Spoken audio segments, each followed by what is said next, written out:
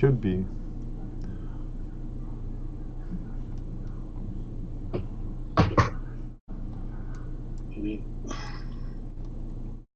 That's okay. Pays his bills. It's his vacation. Yeah. Oops, hot mics.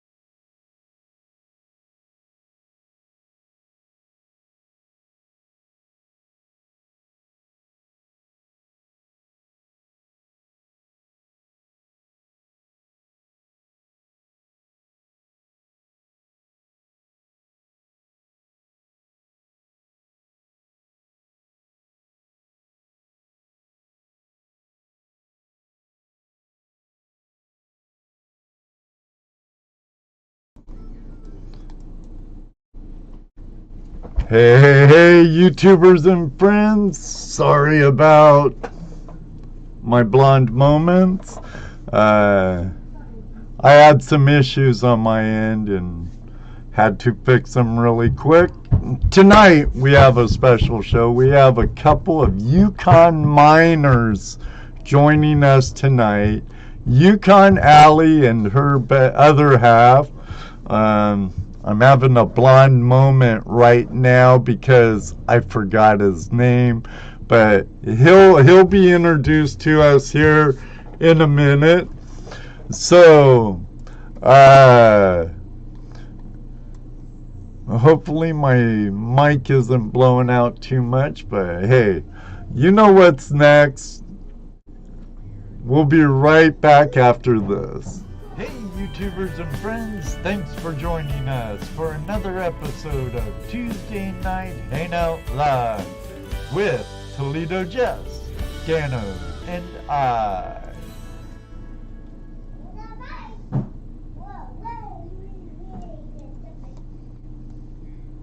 A lot of people show up, man. It's really fun. We're right on the creek. We're on the creek. We got, vendors. We do a lot of kids stuff. Prospectors from all around the eastern part of the United States and Canada. One year a guy came from Dubai. Yeah, 1 year, right? Yeah, we have kids events. We have common dig. 2 days. 2 days. The kids have their dig plus metal detector. They have a night dig or a night hunt. Couple of days. And when is that? Yeah, it's fun. It's a good time. They've been doing it for how many years, Ed? Gold Rush days? Yeah. Oh shoot. 20-something years now. Yeah, that's what I thought. I don't remember. I know it's been a long time they've been doing it. And we're still finding gold in that creek. Over 20 some odd years, because I've been in Ohio for 22, going on 22 years. Actually, this month, December. And it's been going on since I lived here. So it's been like 25 years. Yeah, we're talking about the swing. Absolutely. Hey, Troy Johnson, how long has Gold Rush Days been going on, Troy? See, he brought us on live without saying anything. So we're live right now. We've been live for a little while. Oh, good. Okay. Since 2000. No, Ronald, not since 2015. Okay, Troy, it's a river.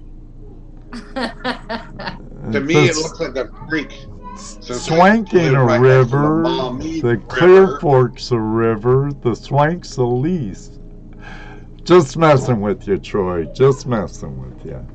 But yeah, that's a fun time. I mean, we have, like I said, there's vendors, there's local vendors, there's national vendors, a few with equipment, and and then people come and swap their old equipment for new equipment and trade and barter, and it's a fun time. The club's common dig sluice box is about a 30-foot long. Oh, it's a pretty long wood-built long tom. Yep, very fun, very cool. Right on. And when does this happen? Every Labor Day weekend. The first weekend of September, I believe. Yes. Oh, okay. Yeah. Cool. It'd be in your towards the ending of your mining season, I believe. So. Right. So there's no way I can leave because we're usually panicking and running against a wall by that time of year. Right. Yeah. You up there in the Yukon, you have to make hay while the sun shines, or get gold while the sun shines, before the ice comes in and closes you down for the season. That's right. Yeah. Every year is a panic. I don't care what gold miner you talk to. It's never enough, right? You're mining. Not enough time. Not enough gold, not enough time, not enough equipment. Oh yeah, we're not gonna make it. We got to keep going. Right. Digging Hey, in. can I stop you here for a second? Because Yeah. one of the things that we like to do is say hi to our chat room, and Yes. I'd like to say hi to our chat room here. We got After all, they're the reason why we are here in the first place. Easy for you to say. No, that was difficult tonight, Jesse. Difficult. So Brad Welch, one of our Aussie friends, welcome. Troy Johnson. Troy Johnson, personal friend and fellow Buckeye member and OSPA Paul Cooper the member. same. And Paul Cooper, I thought that was Joe. That is Joe. That's a joke we have between the Cooper brothers, you know. We always call Joe Paul and Paul Joe. Ert was on time tonight, Ed.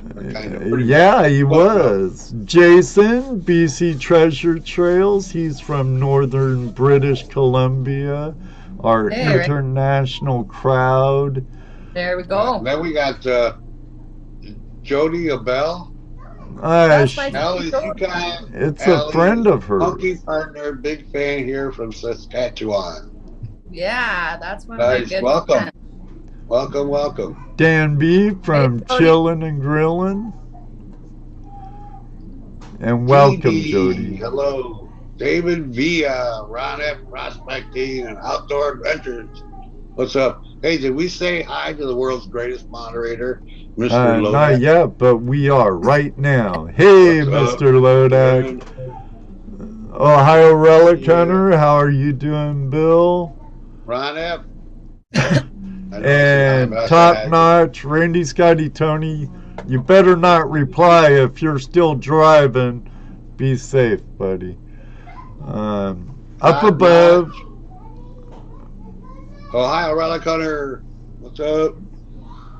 Hey, Paul, Belinda, American Woodland Relics, Bacchus, good to see you.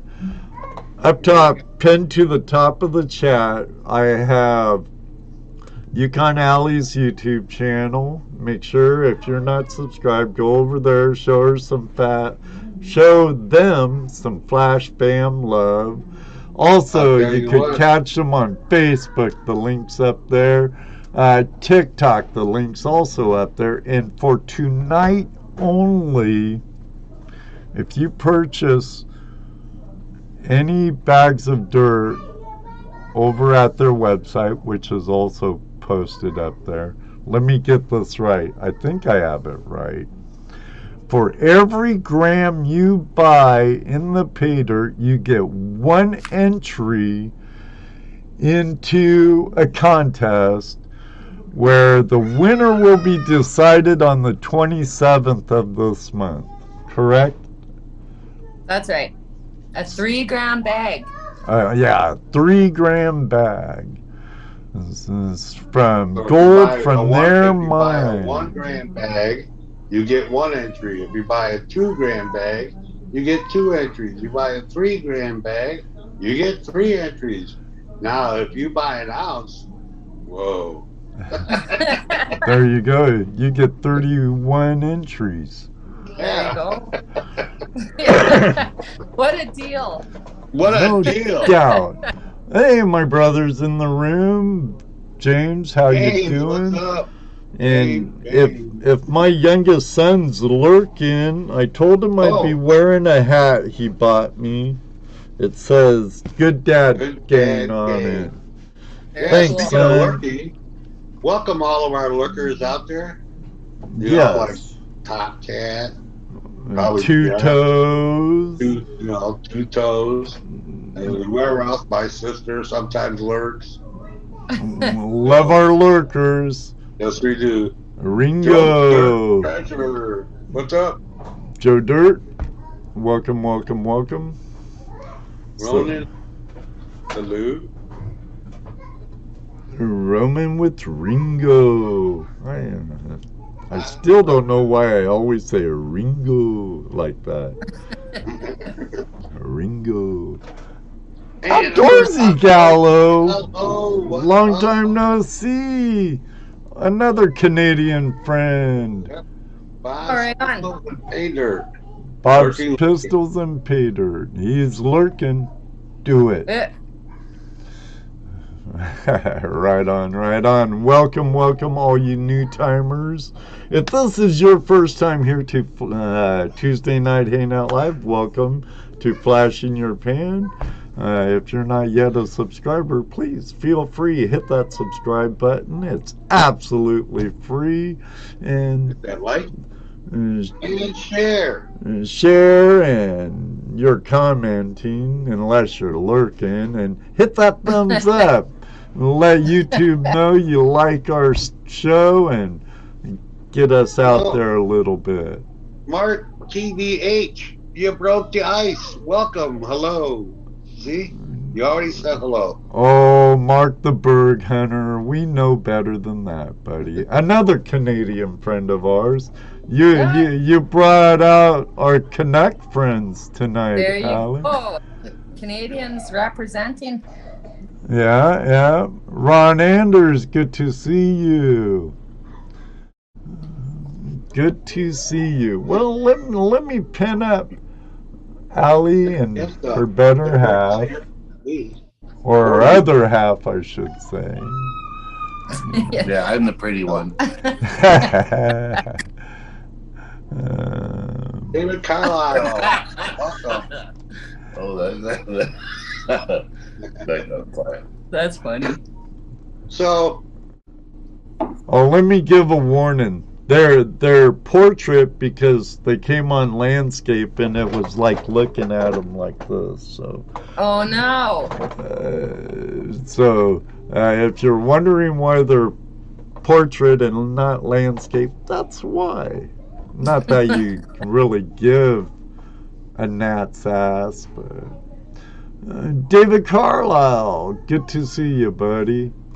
Wait, I just saw my friend from the UK. Boy, Rob Random, you're up late. Thanks for joining us, buddy.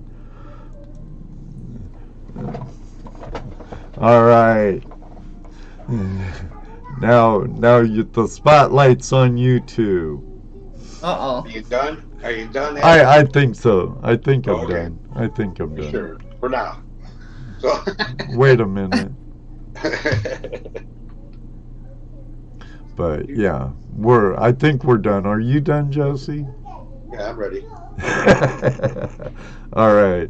Let the beatings commence with right. our newest victims to Tuesday Night Hangout Live. So I am. I was just gonna ask a question. Okay, go ahead. Are you in the Yukon right now? No, not right now. We're in Alberta. Alberta. Yeah. Very beautiful Providence. It is. It is beautiful. Great people. Yeah. Yeah, we're Is that enjoying where you're from? No, well, I grew up in Saskatchewan, then I moved to BC. Now we spend like 7 months a year in the Yukon, and we're spending the winter here in Alberta because I think this is where we're gonna hang our hat maybe for the winters. We'll find out. We'll see. Nice. Yeah.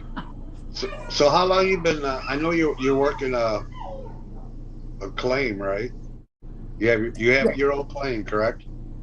Yeah. Well, we have a bunch of claims. We A bunch of claims. Okay. Yeah. So how long you been working that?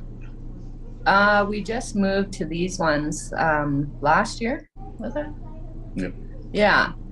And yeah, it's been when you move to a new creek, it's always a learning curve for quite a while. Right. And so Right. the first year's never all that good unless you really hit a lotto. But yeah, this was our second year here that just ended, and I think we're getting the hang of it, eh, Alan? Yeah. Yeah, figuring it out. So how long you been mining? And how did you get into mining? You start. How did I get into mining? I don't know. Either both of you, either one of you. As a kid, I started reading all about the gold rush. I think that's what got me hooked. And then I've loved heavy equipment since I could walk. I started running bulldozers when I was 5 years old, and got my first gold pan when I was 10. In the 1980s, I lived in the Caribou, and I started putting around there a little bit, tweaked my interest, and then I was building houses and running an excavating company. In Canada, you're a millionaire one year and bankrupt the next. That's just how our economy is. It's rock and roll, up and down, up and down. Right. And I knew this guy who had a brother that had a gold mine in the Yukon. He wanted to retire, and so I started talking with him, and then I went to buy his mine when, you know, I had one of these years where it was a great year, and then the next year all the work was canceled, so I didn't love gold mining. And so that's when I got my start. So my first year in the Yukon was 95. Yeah. And her. And you just, you either fall in love with it or you can't run away fast enough. Unfortunately, both of us fell in love with it. Oh yeah, you want highs and lows, gold mining. I've nearly been completely wiped out 3 times. You go from hero to zero just like that. With mining, it's like, you know, salesman, you know, feast or famine, you know. Like I was thinking construction workers, you know, them feast too. and famine. Oh yeah, them too. Absolutely. Yeah. I think it resembles farming. If you're a crop farmer, because, you know, the weather dictates how well you do. Sure. You could put the best crops, and then, you know, a hailstorm will come along, wipe it out, or a heavy rain, or you can have a drought. And mining's just like that. Yeah.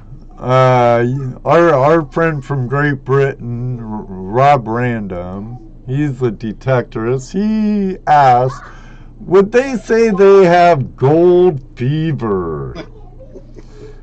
I think you have to be doing what you're doing. Yeah, to put yourselves through what you put yourselves through, you gotta have gold fever. You gotta be sick. Well, but you know what? It is a life. It's a lifestyle, right? And it is for everybody. But for us, it works. We that's what we love doing. Yeah, I don't know.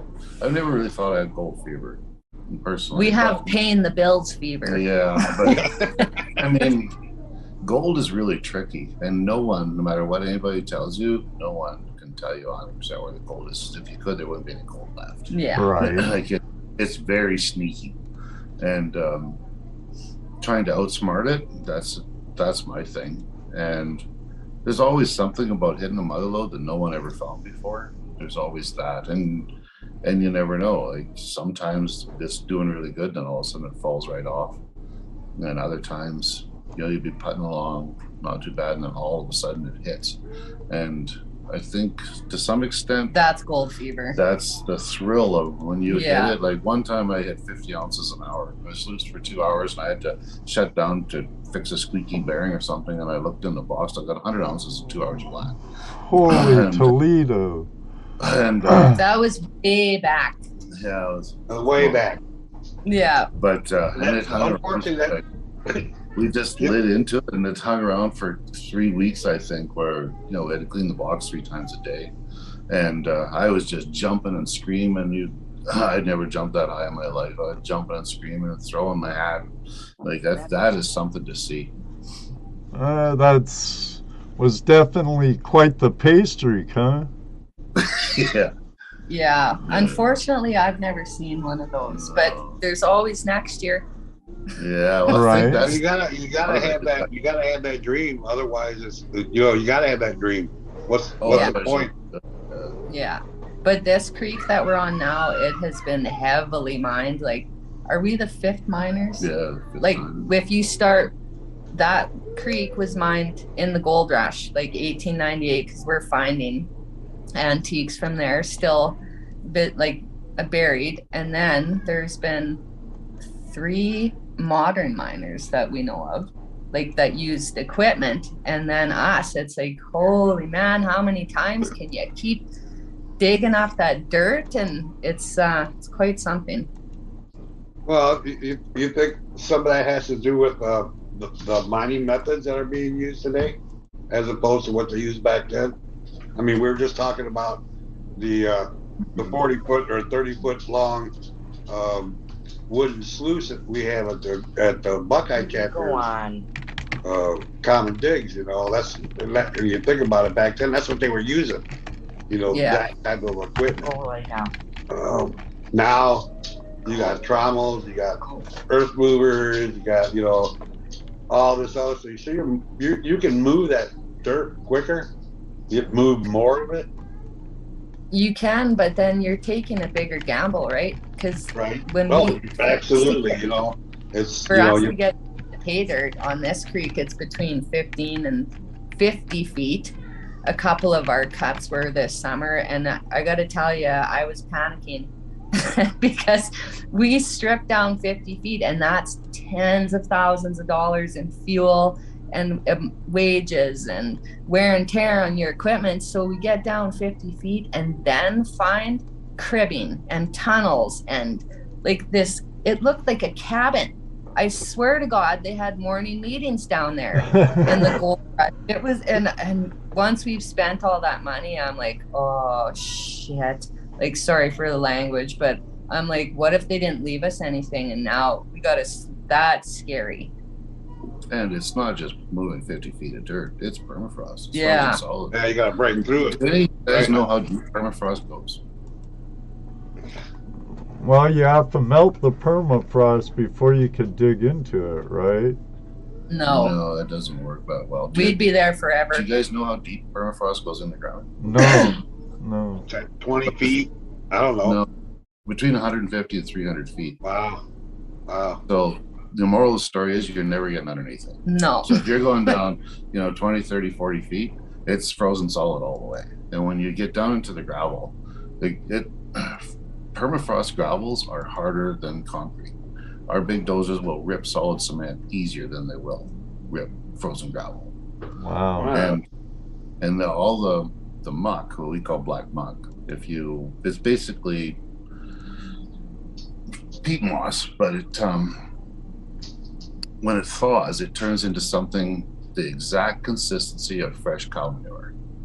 So once it's thawed, you are it's done. Not fun. You're done. There's nothing you can't push it. You can't put it in the back of a dump truck. You can do absolutely nothing with it. So you either have to let it thaw and dry right out, which takes years because it'll only thaw 5 feet a year, or you have to get the really big cats and you have to rip it, and you have to rip it out of there. And if anybody's ever sat on a bulldozer and ripped all day every day, it's hell. It would be a good idea to have a massage there. Yeah. You can't. Because you constantly have to watch what you're doing, right? Because big frozen chunks come up and get caught in the ripper. They come up and they try to rip off ripper control valves, hydraulic hoses, and do all kinds of damage. So you have to keep a really close eye on what you're doing. So you're always turned around looking over your neck, and your neck's turned around looking over your shoulder, and you're getting hammered, right? Because ripping doesn't go smooth. Like it jerks and jars you, and you spin out, and it's really, really, really, really hard work. So when you talk about people who mined it before, they took all the easy stuff. And so what's left now is the really hard, really deep, really expensive stuff. And so the risk is way higher. And sometimes, we'll go for a walk and we'll stand there staring at a stretch. There's a couple stretches that we're going to take out next year, and they're 50 feet deep and half-mile long each. And I'm worried already. And now you don't just have to dig down 50 feet. You're coming out with hundreds of thousands of yards of material, and you got to find a place to put it. Yeah. In a little narrow valley, and you got to find somewhere to put all this stuff. That sounds like me working on the house. Yeah. Exactly. Got to move stuff to get in there to work out, but I ain't got room to move stuff, so yeah. Yeah, there you go. That's a long-winded answer to your question. But. Yeah. Well, that's okay. Now, so I did see one of your videos where you were cutting through and you did find all that shoring and that wood. I mean, I thought of Oak Island as soon as I saw that, but everybody said that, yeah. Yeah. So you don't even start making pay until you get down there. You have a lot of people working for you. No, that's why, you know, Alan's motto, and it's become mine, is a small team, big machines, right? So you have the least amount of people screwing up your life out in the middle of nowhere, but you're still moving a massive amount of dirt. Right. Yeah, you gotta keep it. We like to keep it small because you have to live with these people. It's not like you can just go, I don't feel like hanging out with you tonight, I'm going to the bar. Like, no, that's 3 hours away. So Right. yeah, we prefer to just buy big pieces of equipment and move the same amount of dirt as somebody would that had a D8, or with 20 employees, we'll have 4 or 5. Okay, are your employees family or friends, or not even friends? Keep it strictly on a business level. I guess.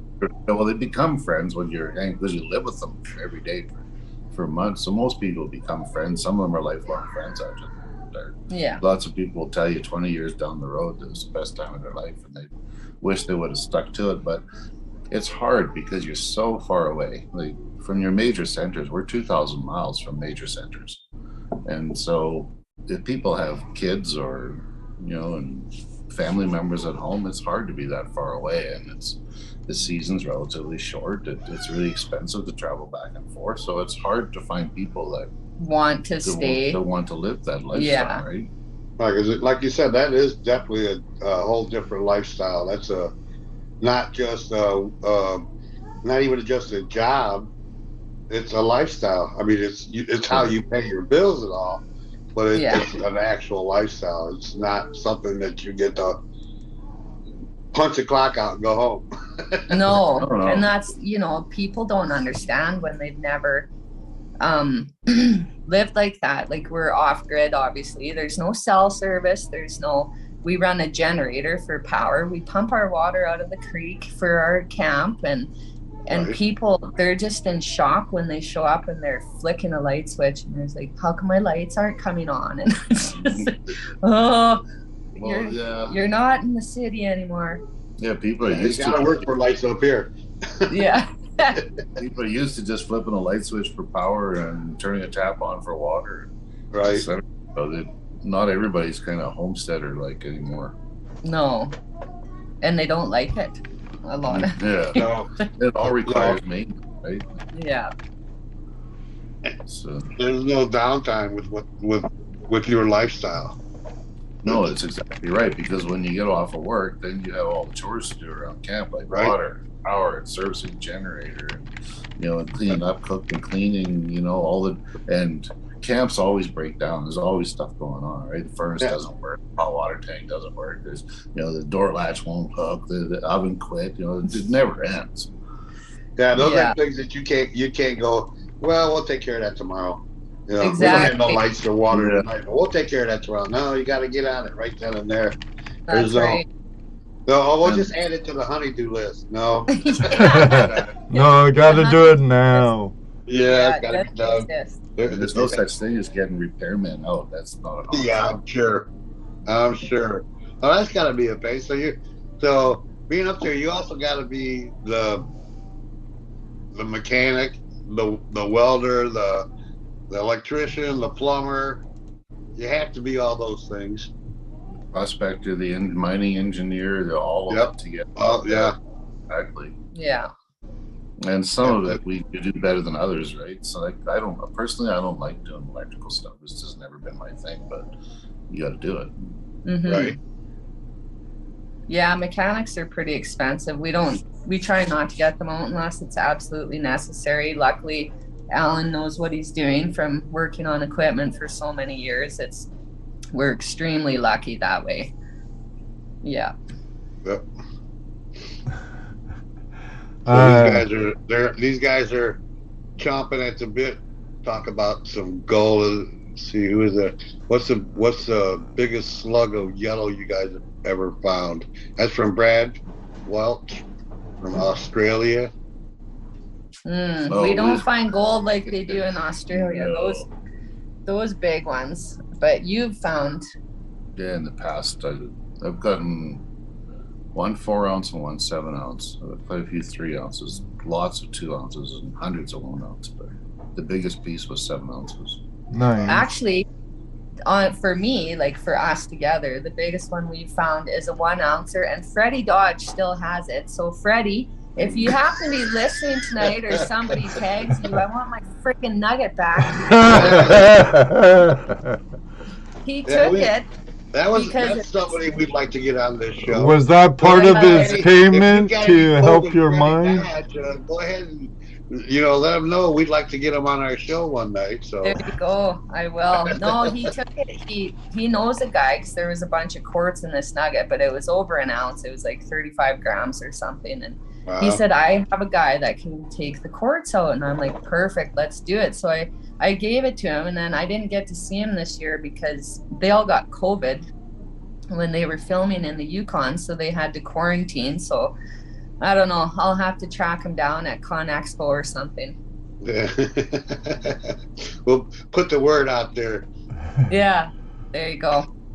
Allie's looking for you, Freddie. Yeah. Yeah. No doubt. Now, Robert DePotty wants to know, what was it like to meet Freddie Dodge and his partner? They're awesome. Like, so much fun. Exactly what they are on the camera, they're 10 times funnier off. Like, they are just a great bunch of guys. Eh? Oh, yeah, it's like the Keystone Cops around. They are. It's hilarious. And their whole film crew was just amazing. Like what they portray on the screen is exactly them in real life. They are best friends in real life. Like from what we could see, we hung out with them quite a bit, and they are just awesome people for sure.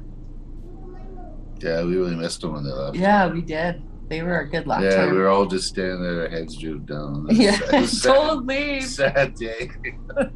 Ohio Relic Hunter says you should put a missing poster. Have you seen this nugget? Last seen in Freddie's hands on the way to the quartz removed. Yeah, exactly. Yeah, that's too funny.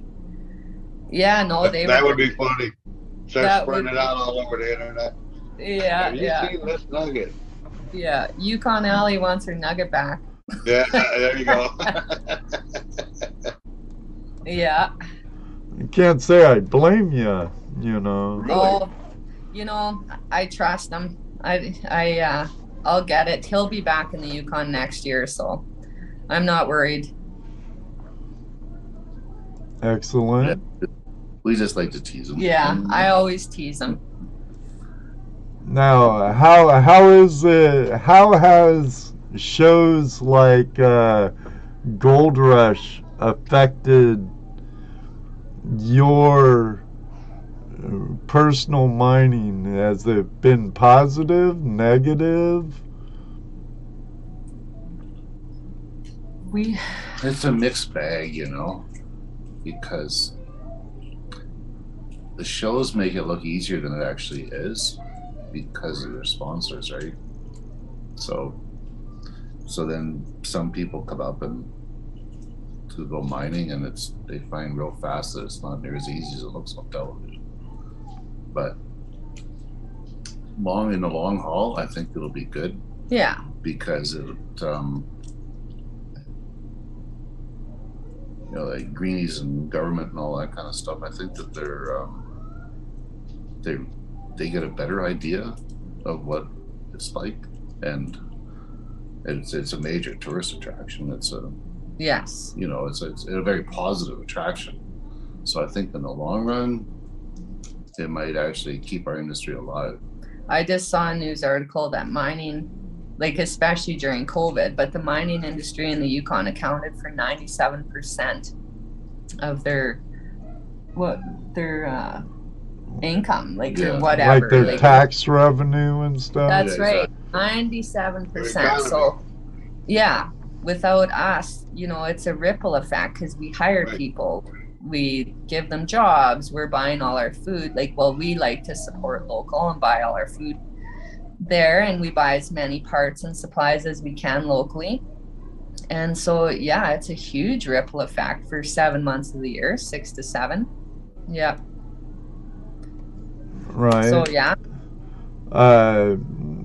Only thing like Jesse and I really wish they'd do more of, even though it's kind of a duller end. I know Dave Turin's touched on it a little with Dave Turin's Lost Mines, but the reclamation process. Exactly. That's what I keep saying. Yeah, we had a chat with them about that. Yeah, we said, you guys need to show that, because, you know, people, they watch Gold Rush and all they see is the ground being pillaged and masses everywhere. And in reality, that's not what it's like, because you can't do that. You can't get away with it. Right. That's one of the things we try to explain on this show too, to people, the new people that don't understand. You know, most of our chat room here is pretty knowledgeable on that, but yeah, the reclamation is the part that's really important that your average Joe doesn't see on these shows. And that really, man, if they would just do that, it would help so much. Well, now you've opened up a can of worms. I'm going to go refill my drink and let Alan explain what mining does for the flora and fauna of the Yukon. Okay, well, just for starters, there's almost no virgin ground left anymore.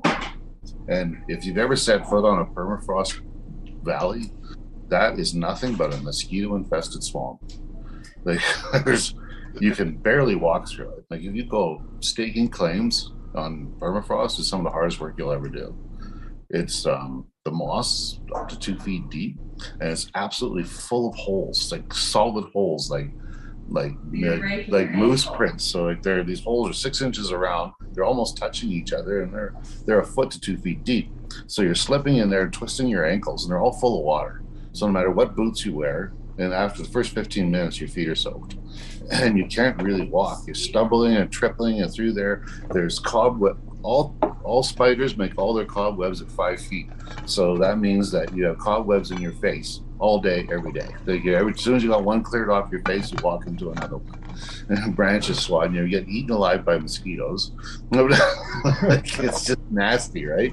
So it's not a friendly place. After we go through, we turn it over, and then we slope it off. So now there's seeds in all that old dirt there. You know, it's been permafrost for 300,000 years, so there's lots of frozen seeds in there. When we turn it over, they all take off. And because there's so much daylight, it turns green instantly. And then you bring in all the fresh growth comes up right away. Willows, mostly grass. Well, the willows make food and hiding places for the rabbits. And as soon as you have rabbits, then everything comes out that chases rabbits, the foxes, the wolves, etc., the owls, the eagles. And when they come out, the other stuff comes out. And of course, the moose live on the willows in the winter. They go down in the valleys where it's warm. That's where they hang out in the winters. There's very few willows naturally, but because we've sloped it all off and when we're done, and the willows come up so thick that you can't walk through them. They come up like hair on a dog's back, right? So now there's tons of food for the moose and pretty much all other wildlife. And another thing that no one ever says is, we were talking about being the 5th miners on this creek. Well, 100 years ago, there was no such thing as reclamation. And even 50 years ago, there was very little. Right. And 40 years ago, it was nowhere near as done as well as what we do today. So most of these areas are torn to smithereens when we get there. And as we remine it, we do it updated to today's modern reclamation standards. So all these creeks are now, that were big messes, are all being cleaned up and contoured and stuffed properly, and proper creek beds put into place. So, and most of the mining that's done today is actually just cleaning up messes from 50 to 100 years ago. Well, that's something I hadn't even thought about.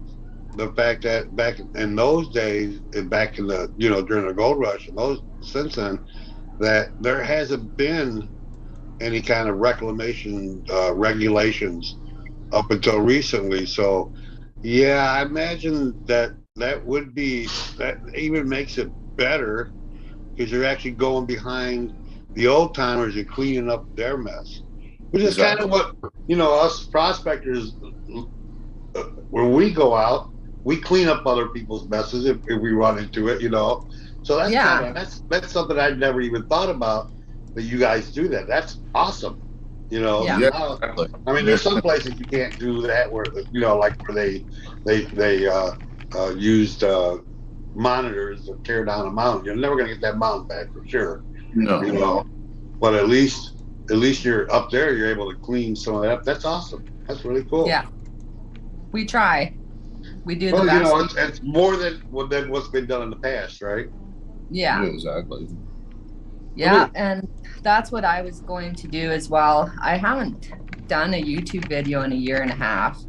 It's really bad, but I'm getting back on that now to do our season, and I'm gonna do a video on what it was really like filming with the Freddie Dodge guys. So I'll start with that, but I also want to show how we reclaimed the creek, like what it looked like when we got there, after we mined it, and we're moving on to the next area. So it shows that we aren't these, big bad people that just kill the land.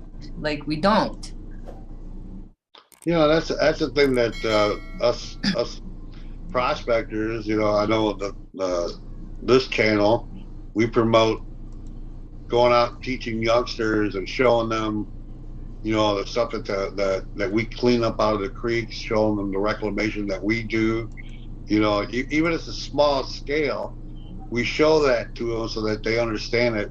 And what you see on TV is not the total picture, Yeah. So, and yeah, if you're going to start doing videos again, it would be awesome if you would include that in your videos every once in a while to show people, we're reclaiming. We don't tear it up. For sure. Any little bit can help. Will help this community. That's right, and I agree with you. You have, that's awesome that you keep showing the younger generation how to get outside. Number one, like throw your phone in the creek and start, like get outside and look after the land, because that's all we have. Right. So that is cool, but yeah, I want to show it like a year or two after to show the difference and what you see, like between the permafrost and then what happens after we're done, and all the flora and fauna that come back. It's unreal, and nobody has done that yet. So yeah, that'll be next year's project. Yeah. I mean, a lot of the YouTubers are doing that. A lot of the miners are doing that. The prospectors, the YouTube community here. A lot of these guys are starting to do that more often. They're showing the trash that they pick up. There's a couple guys out there that that's basically their show. They go out, they go prospecting, but it winds up they're cleaning up more than they're prospecting, which is fine. They're doing their thing, Yeah. But yeah, that would be awesome. We try to do the same. Yeah, exactly. Doesn't matter what scale it's on as long as you're doing it right. Right. I mean, I've seen the greenies go out there and have rallies and leave the place way worse than they found it. I mean, yeah, nasty. It reminds me of a hippies campground I cleaned up in the Cascades in Washington. Oh no! They saw me prospecting, and they kind of gave me a lecture on hurting Mother Earth. And I went to their campsite after they vacated, after being there like 3 weeks or something. There was aluminum cans in the hearth, diapers, trash, broken rear chairs, and I think I took like 5 bags of trash to the U.S. Forest Service office. And I actually have a rant on it I made in like 08, I think it was. Right on. But yeah, I'm like, these people give me a hard time, about just prospecting. You know, I'm not mining at all. I'm just out poking around, doing a little pan here, a little pan there, cleaning a crack there, and they raked me up one side, down the other, and then after they vacate their camp, I literally pull out a truck bed of trash out of their camp. Right. Oh man, that's just unreal. Yep. Say hi. We got some new people showed up. What's up, other Ed? HD. Oh, Eddie. Kelly Eddie. And that's right, He Moto says hi. Mining hypocrites. Hypocrites. Hippie. Hypocrites. Terry Curry, welcome. What's up? Moto Mining's another BC miner from the beautiful Vancouver Island. Nice. Jason A.U. Colorado says hi to you too. Awesome. That's so cool. Black Bass Paters. John Friend, what's up?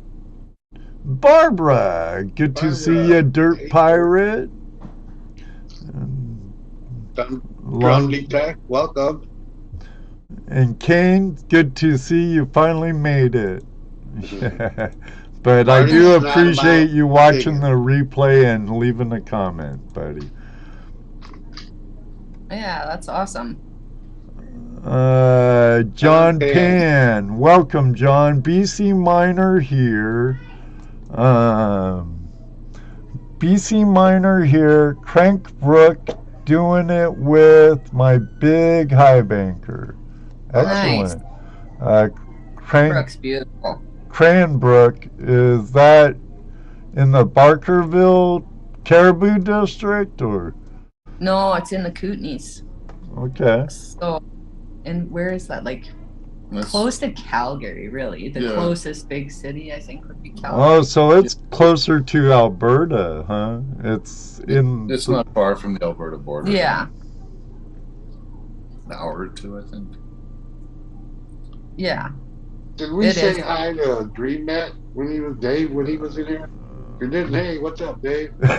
Hey, Dave. Better late than never if you're still here. Yeah. 3 hours south of Calgary. There you go. So when you're talking about some greenies, some of them you can't even talk to them because they're living in a wooden house, complaining about people cutting down trees. And then and vinyl siding on their house, or maybe a plastic yurt. Yeah, there you go. Yeah, there you go. Don't forget texting on their iPhone. That's right. It's like some of them, I just don't know what to say. Sitting there texting on their iPhone, complaining about miners. Right. Gold in every iPhone. You just smile and nod and just go on with your life. Yep. Because there's no point. Well, you know what happens when you argue with an idiot? You end up with two idiots. Yeah. It's kind of like arguing with someone who's totally drunk, you know. Yeah, there you go. Well, we're out there because we love being out there. We are out there when the creek is frozen solid when we get there in the spring, and it's frozen solid pretty much when we leave in the fall. So as long as there's water running, we're there. Yep. We're there we see all 4 seasons. Winter when we get there, pretty much. Like this year, the snow was 4 feet deep when we got there. And the martins went through half our camp. Oh my God. And so, all those little varmints, huh? Yes. We some people give us oh my God, you're out there wrecking the environment. We're the ones who are out there living it because we love being out there. We're not out there to wreck it. We're out there because we love it. We're the ones that fix it when there's big floods and all that kind of stuff. We spend an awful lot of our time. Well, you're the real conservationists, like loggers and other people that make their living out in the woods and in the wilderness. They're true conservationists, and they want to hand down that to the next generation and so on and so on. we tend to be better stewards of the land than like the preservationists that say there shouldn't be no human activity there, shouldn't be no mining, no logging, no hunting. Then it turns around and overpopulation and disease with animals, and no one to glean the forest floor. So then you have forest fires like they do in California and Oregon now that devastate the areas instead of, you know, some of these people, they just have no real clue. They get indoctrinated from whatever source that they're listening to. Well, I think the biggest problem is they grew up in a city. That's a huge part of it. I grew up in the concrete. I grew up in the city. Yeah, I grew up true. in the city. I don't think it's quite that simple. But yeah, that has a lot to do with it. They don't get out. I at least got out. Growing up, we traveled across the country, so went to Texas and stuff. My dad we went on vacation, but I don't think it's so much that. It's people don't understand where anything comes from. They're not educated. Exactly. That's right. Even if you lived in the city and you got educated, you would understand that without mining, first and foremost, you wouldn't have food. That's the ironic part of all of it is I can't speak for everywhere, but in Canada, the most howling comes from cities. They don't like farming. Sure. But the cities are where they consume all the goods. They don't like logging, but most of the logging, all the trees get cut down, made into lumber, and sent to the cities. Right. They don't like, but the pipelines run to the cities so that they can heat their homes and have fuel. And so everything goes to the cities. The cities are where it's consumed, not us in the hinterland. We hardly consume anything. Well, of course, that's what I'm saying. They're not educated. They don't understand where that stuff is coming. There's no one's taught them that, your food doesn't come from the grocery store. Yeah. You buy it at the grocery store. I was just going to say something along those lines like, oh, don't hurt that cow. You can buy it from the store. Yeah, why would you want to go hunt for meat? Why would you want to have a farm? You can go to the store and just get it. That's the lack of education that people have. And that's right. If you're in the city and you're in a crowded, condensed area like that, you're only going to go as far as you're allowed to go. They don't teach you that there's more out there. They don't teach you what's right in front of you. I don't know. I'm getting off on a tangent. Let's show some gold. Let's get everybody all excited with some gold porn. I hear you have some gold porn you want to show. This is one of our favorite ones because it's like a really chunky, got quartz in it. And if you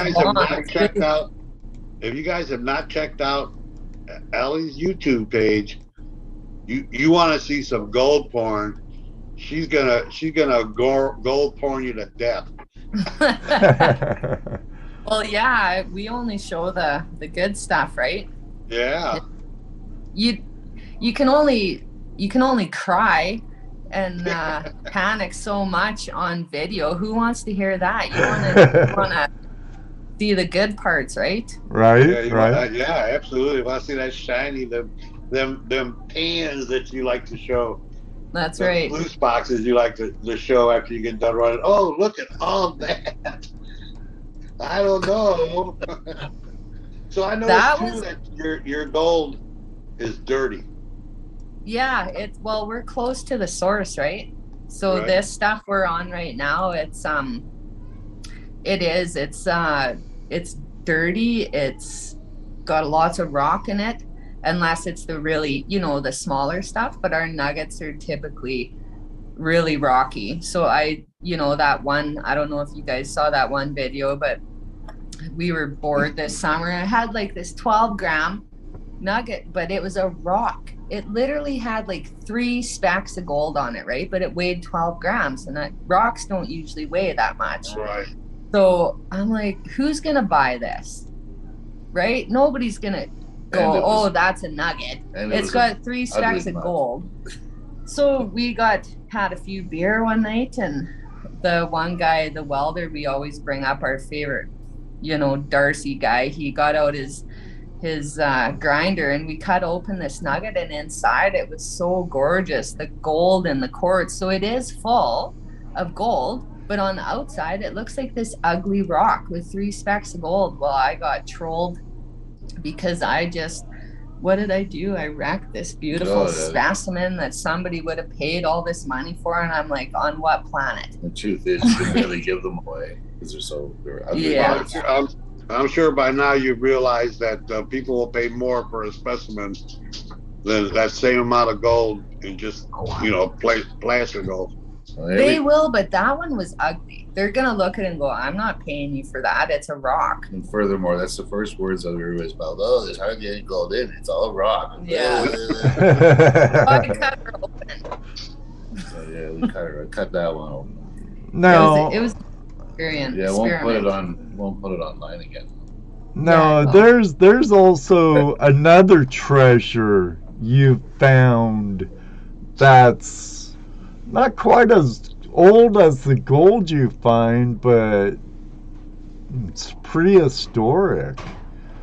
Which one? Which one? Oh, yeah, it's like you find the tusks? Mammoth tusks and... yeah. That one's still up there. Yeah, the big one's still up there. Yeah, that was huge. And that was only a piece of it. Like, there was no tip and no end, and I couldn't lift one end of it with both, like... Yeah, ivory's really heavy. Like if you get a 8-foot tusk and you don't grab it and think you're gonna throw it over your shoulder, good luck. You don't make it very far, your knees start to shake. Yeah. Yeah. Those are pretty valuable though, aren't they? It depends. Like, first you have to go to if you want to take it out of the Yukon, you have to go to the government, the paleontologist, and see if they think it holds like value to them, like for studying or whatever. And if it does, they'll keep it, and if it doesn't, then you're allowed to sell it. But in the Yukon, it's, I don't know, maybe $30-40 a pound. Yeah, about that. It's not like, it's right, more gold. So finds like that they're not super rare then? No, I don't know. We get 1 or 2. Some places you'll get a whole bunch. Yeah. They're not super rare. No, it's actually as rare that we have a year we don't find at least 1 piece. That's true. Yeah. Oh. We usually find 1. The deeper the ground you go in, the more likely you are to find them. Yeah. You rarely find them in shallow ground. You got to get down 30-40 feet. And the ones that go in 100 to 200 feet, they usually find lots of them. Yeah. They used to go down by the creek, the ancient creek bed. So that's why everybody always says, oh, that's a good sign if you found a mammoth tusk, because you're looking for the original creek beds for your gold, right? So that's usually the good luck charm. Doesn't always hold true. Like David Villa says, rare but not big money makers. Exactly. Yeah, exactly. Yeah, but they're just cool, right? Yeah, I think that'd be as cool to find as a nugget, Hell yeah. You know what is That'd be a even heck of a cool? wall hanger, huh? Yeah, but even cooler is even these old timers, like finding stuff from the gold rush that still looks like it was there yesterday. Like, yeah, I bet. Hey, Greenhorn Prospector, what's up? Yeah, didn't you you just got opened up a mine, didn't you? Yeah. Last season, yeah, and you found that boot. This poor boot. This had quite the trip. So I dug it out of a shaft or tunnel, drift. Some people call them drifts. We call them tunnels, but their technical term is a drift, right? So I dug it out of the drift, but I didn't see it. It was in the pay dirt. I loaded it into a back of a 40-ton dump truck. We hauled it a mile, dumped it out. It got sluiced. Then we fed it through the trommel and went up into the rock pile. And then we take the rocks, like the oversize, and we use them to fix the roads and rebuild the roads. Last year it rained almost every day, and we couldn't keep our roads. It was a mess. We have you end up with, I don't know, 1,000 yards of rocks or something behind the plant every couple of days. So this boot got loaded from the rock pile into the dump truck again, and then hauled back up the road a mile and dumped on the road. And then I spread the rocks out with a D10, and then I was walking up the road with an excavator. That's when I saw it. So and it still came out looking like this. I was gonna say it's still in pretty decent shape for going through all that. So, yep. Any idea how old the shoe is itself? I don't able to know research it? how old this one, because it's got a leather top. But yeah, I put it on Facebook, and people, they thought maybe 20s or 30s, but I'm not sure. There's no markings or anything. It's just. But what the hell is it doing 40 feet down in a tunnel? Like what? Oh, you just like these guys are doing this in the middle of winter when it's minus 40, minus 50 out.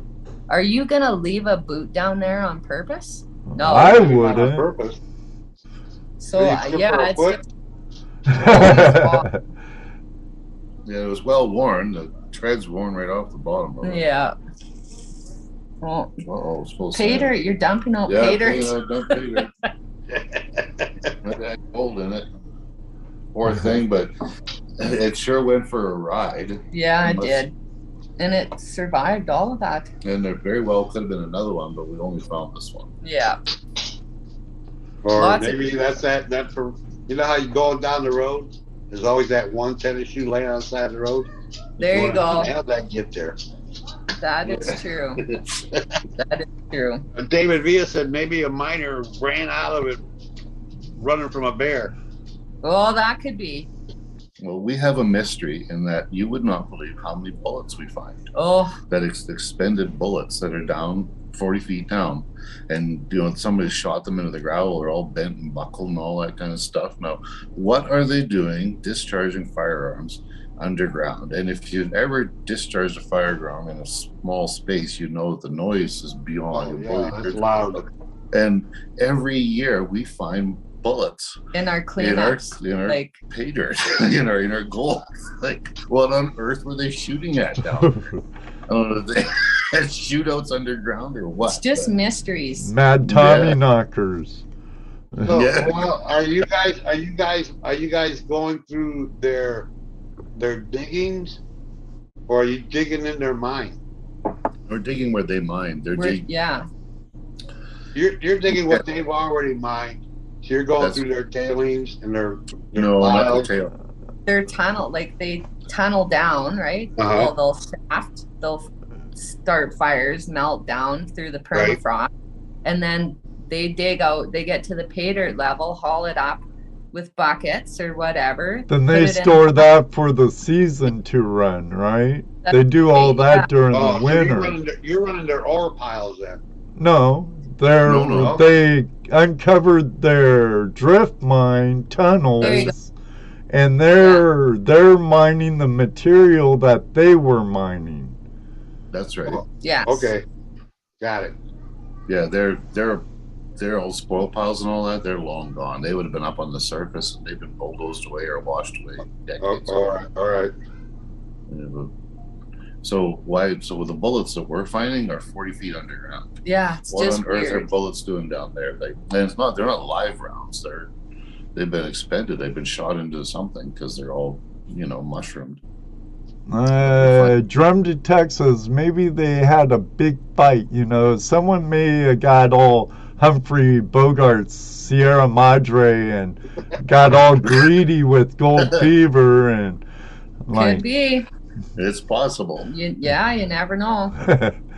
Because anyone in the lifestyle, especially on your end, if we see it a little on our end as just prospectors and you're miners, you see gold fever either brings out the best in people or the most wicked, evil side of a person.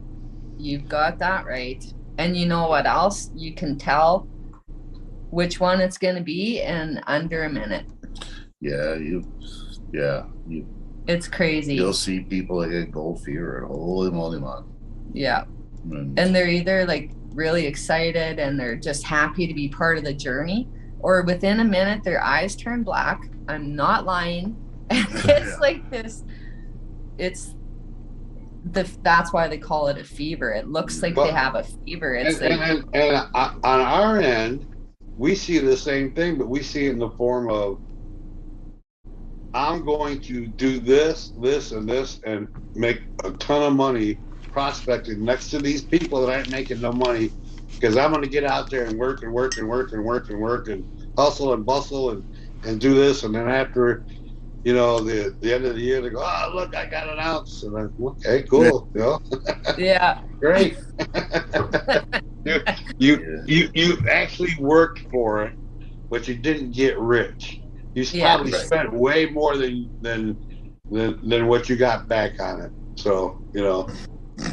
Yeah, exactly. But it's quite something. But yeah, you see that.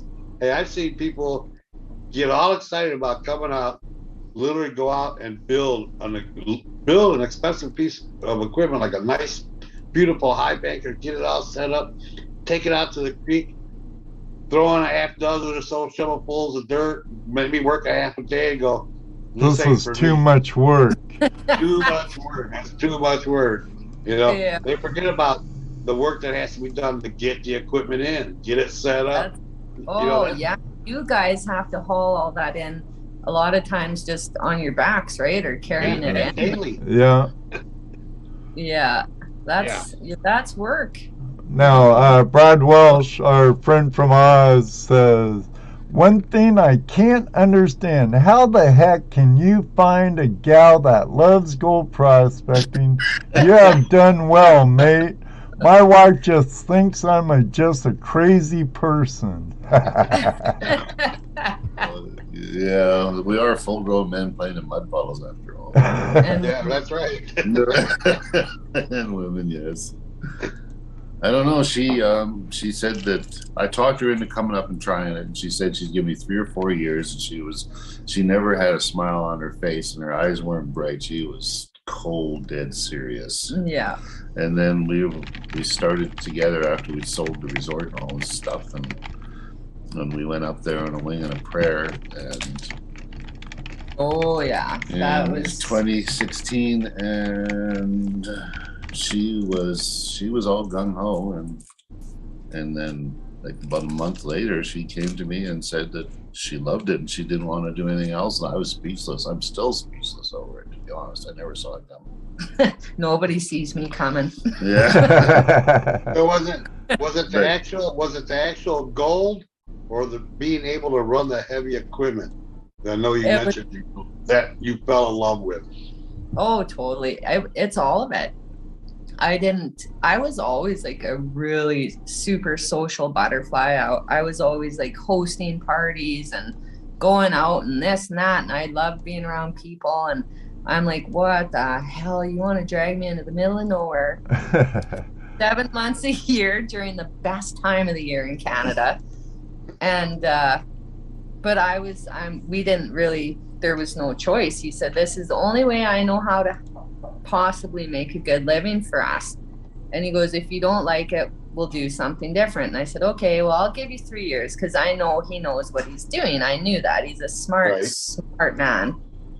So we loaded up one RV with all our belongings, went up north and started digging holes with one excavator. We didn't even have a high banker.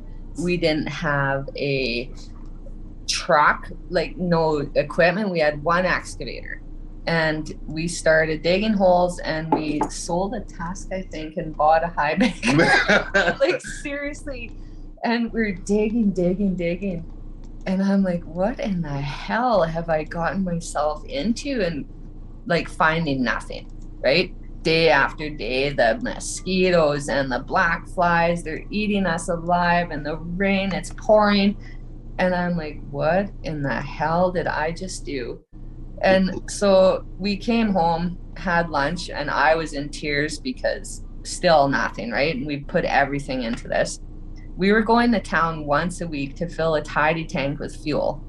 Town is an 8-hour round trip. And a tidy tank holds 100 gallons, and the fuel tank on the excavator is 150 gallons. Yeah. So we went back, and I was crying. Like, I ate lunch, I drank a beer, and I'm like, I'm not giving up yet. Alan goes, yeah, me either. So we go back out, and I swear to God, the very next hole we dug, we got gold. And he starts jumping around. He's like, yes, I did it. Because this ground was also thawed, which is almost impossible to find in the Yukon. And that was it.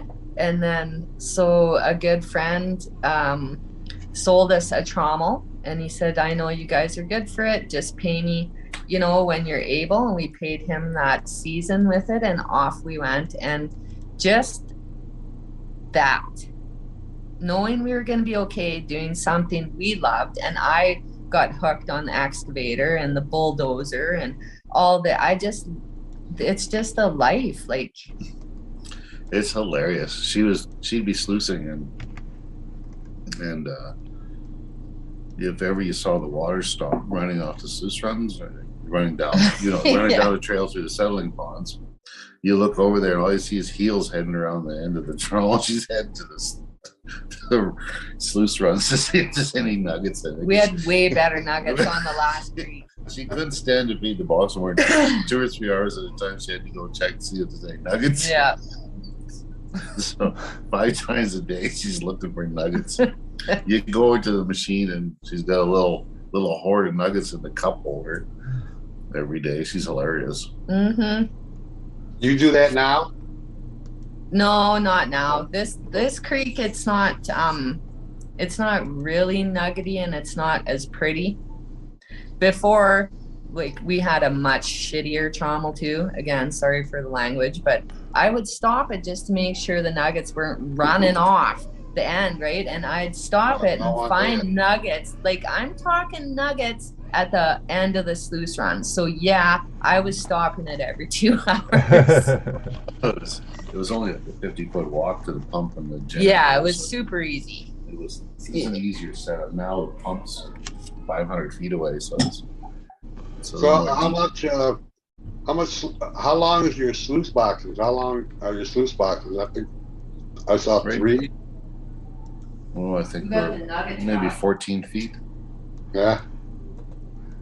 And those are all what, moss, expanded metal, dribble? Yeah, but we vary it. We start off with a nugget trap / boil box, and then it gets slicked a little bit and goes through standard 1-inch riffles, and then it gets slicked again and goes over expanded metal. Then it gets slicked again and goes over smaller expanded metal and widened out. That's what Freddie put in. Yeah, that's what Freddie put in on the bottom there. We take, I guess we have 1, 2, 3. We take about 5 cracks at it with 5 different chances. We have a second and a half from the time the slurry enters the first part of the riffle, so it goes off the end of the sluice runs. You have 1.5 seconds to catch the gold.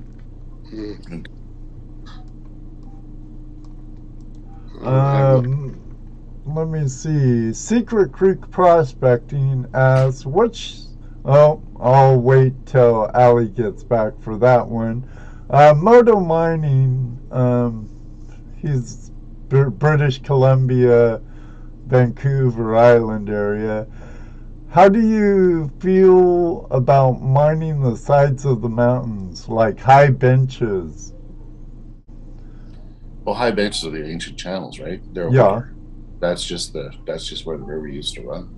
That's quite often your best area. I don't know if you guys are familiar with the Caribou Gold Rush, but a little. And in the Caribou, it was filthy rich and around Barkerville and Walls and such, and Quesnel. And this one guy, 95% of the miners were Americans in Canada those days. Wasn't Canadians who did all that mining, it was all Americans. And this one guy came up from New York, I think, and he was green to outdoors, right? And he knew nothing about mining. And he showed up and asked all the miners were a good spot to start prospecting, right? Well, they thought they'd play a joke on him. They told him to go up on top of the mountain.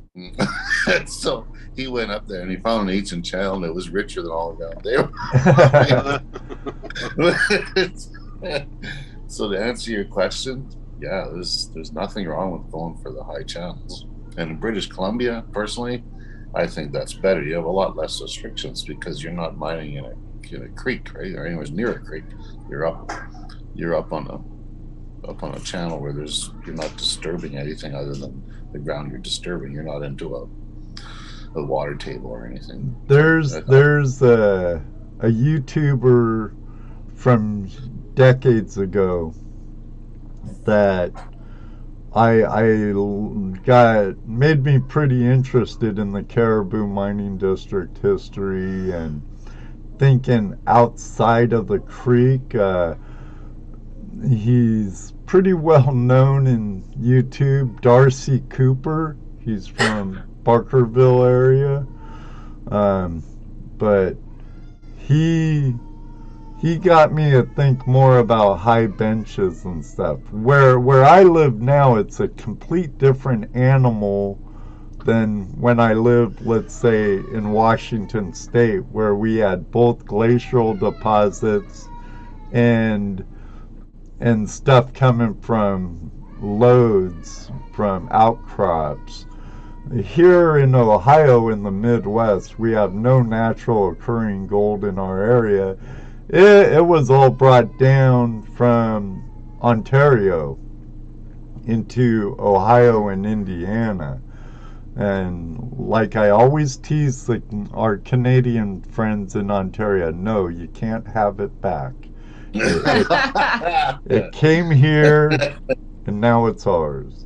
So, so Secret Creek Prospecting says, Allie, I picked up one of your 1 gram bags of pay dirt.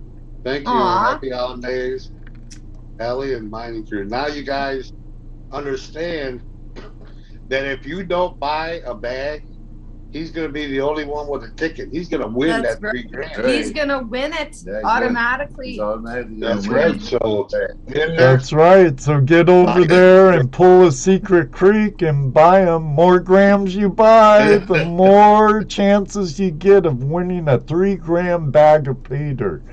Mined by these two right here. There you go. Speaking of, by the way, you didn't. Can I ask how much your 1 gram bags are? In Canadian, they're 89. I think in US it works out to 69. Yeah, I might have to scrape some pennies together and get a bag. Me too. Yeah, I think that's what it works out to. It automatically converts to your currency when you go to checkout. Yeah. HD Shovel Ad says $69. You would know. I believe. I'm sure he bought a bag already. He's got 2 of my bags from last year. He still hasn't panned them out. You should see how many pay dirt bags that guy has. I know. I'm surprised he don't have a walk-in safe. I hope he does. With all his Secret Creek Prospecting also has a question for you, Allie. What's your favorite piece of equipment to use on your claims? Definitely the bulldozer. Yeah, I was gonna say anything big that you can drive, huh? Yeah, you can change the landscape in like a couple hours. So that's the most fun. But what is more interesting, I think, is an excavator, because you can do so much more with it. Like if you know, like Alan is amazing. It's like watching a ballet. It's the weirdest thing. Like you think excavator, oh well, he's just, sticking a bucket into the ground. But no, what happens after you're done, like you can the things you can do and sloping and digging ditches and all the uses it has, that's probably the most useful piece of equipment. But the funnest is the bulldozer. Yeah. Yeah. So Indiana Gold Getters, Scotty, what are we bidding on? You're not bidding on anything. Allie has decided that if you order tonight, and there's no code, right? No code, but I'll just know because I'm the only one who sees the orders. Okay. So I know that whatever you've ordered, if you order a 1 gram bag, you get 1 entry. If you order a 3 gram bag, you get 3. If you order a 5 gram bag, you get 5 entries. And that's for a 3 gram bag. And I always put in extra because I don't like people panning, and if they miss the flour gold or the finer stuff, because our gold is a little bit darker, like make sure you pan this stuff into a tub and redo it. I say, but that I always put in extra because I can, because it's ours, and right. Because I want you to be satisfied with what you're buying. Awesome. So. Do you sell the majority of gold through your pay dirt bags, or do you also sell a chunk to gold buyers? Oh God, the pay dirt, that's just kind of to get, so I don't go insane during the winter. Something for you to do. Yeah. Can you guys see that okay? No, I don't think so. There's a lot of light on it. Up a little higher, Allie. That's down in our pay dirt. That's how much cribbing come out of one of their underground houses. That's down 50 feet, and that's as I'm digging, that's what it looked like. That's a lot of wood down there. Oh yeah. Can you imagine they had to take it down through their little shaft, haul it across, and build that underground? They were insane. I sit here and bawl about being in a big piece of equipment with air conditioning and heat, and I'm covered, and I'm like, oh, this is such hard work. You know? Yeah, listening to your favorite music. Yeah, right? And here they were in the middle of winter lighting fires to get down to the pay, and oh my God, those guys, nothing but respect. They piss me off, but I have nothing but respect. Yeah, I'm telling you guys, you want to see some cool videos, some heavy equipment being moved, some real live mining going on, check out her channel. She doesn't have a lot of videos out. She hasn't put out in a while, but she's going to start again, right? Yes, I am. I'm sure she has a lot of footage from the season. There's a good pastime for the winter too, Allie. That's true. Yeah. No, the pay dirt was just, I just do that because people seem to like having Yukon gold, or having also, you know, being able to pan if they don't have gold in the area. So it's kind of cool. They can see there's a need for it. You know, there's a need for people selling pay dirt bags. Yeah. You know, and as long as you do it right, I think, you know, you don't rip people off and you're giving them value for their dollar. I think, why not? Well, I think if I was in your shoes, I would offer pay dirt bags too. I would never buy gold to resell gold. Yeah. I do it by mining it. That's why I have no gold too. Whatever I find, I end up auctioning. Well, and us, like, we have massive payments. Like, our equipment isn't free. No. You know, you have huge monthly payments, and they're not only for 6 months a year, they're 12 months a year. And then you add the fuel costs and wages. Like, you have to be good or lucky. Yeah, no doubt. Like we talked about before, it's feast or famine. That's right. And I could imagine your fuel bills alone are in the thousands for a day. Yeah. No Yeah. doubt. What do we spend a day? Probably $45,000 a day. yeah, on fuel. There you When go. I know it was asked a long time ago, but there you go, Ronald. Yeah. 45,000 a day in just fuel. Yeah, when we're stripping, when it's, you know, when you're getting the ground ready for pay dirt. So yeah, that's our big fuel cost. When we're sluicing, it's, if you're just hauling the pay down. If we got 2 trucks going and Oh yeah, we're still at never mind. Yeah, I gotta get no that. matter what you're doing, it's about $5,000 a day in fuel. Gotta get those trucks to the wash plant, and then you have your excavator to load the wash plant, right? And then the excavator feeding the wash plant, and then the generator running the conveyor belt, and then you have the water pump pumping the water. It's never ending. The excavators will go through 100 gallons a day each at $10 a gallon. Yeah. And the dump trucks are 100 gallons a day. The bulldozer, if you work it really, really hard, it can do up to 200 gallons in a day. So that's $2,000 just in the bulldozer in one day. Yeah. And then to jump on top of that, you know, there's your food, your fuel to keep you warm in your trailer, and then you have to pay the magistry for water rights and all of that also. And wages and on and on. Insurance, you name it. Greenhorn, I think Greenhorn miner here is looking for a job, and he's up in that area. He's in the Caribou, but he wants to go look for work in the Yukon, he said. Oh, there you go.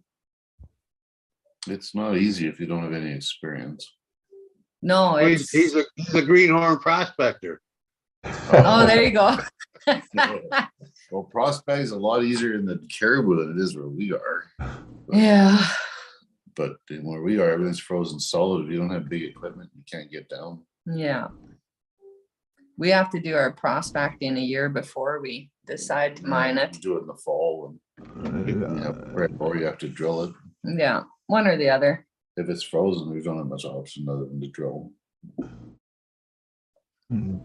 Drill, sample.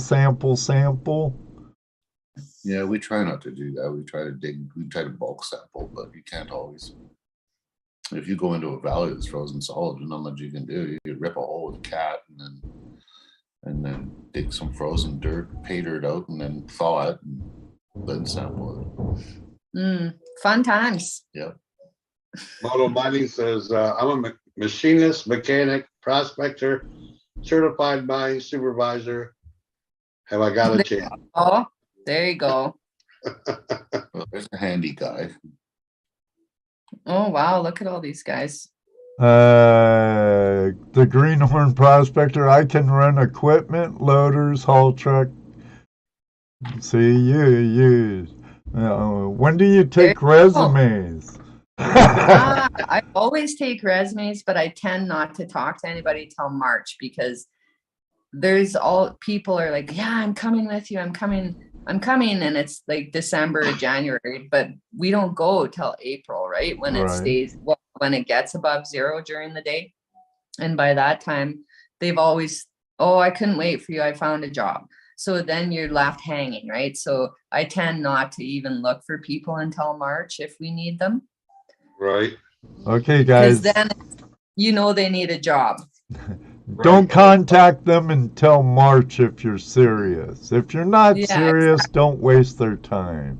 Well, so many people in the past have burned us, right? You're rah. I've had my whole crew for like 3 days before I'm ready to go. Mechanics, operators, welders, everywhere. Like one of them, my wife found out I was going, so she dropped the kids off here, so now I can't go. And I got my dream job back east, so I'm heading back east with my new girlfriend, and stuff changes over the winter. And they just leave you hanging. And then we're like, oh God, what do we do now? So now it's like I wait till the last minute.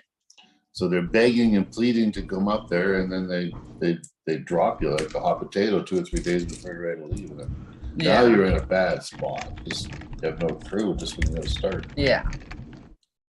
Always something. Troy Johnson wants to know how long your season is.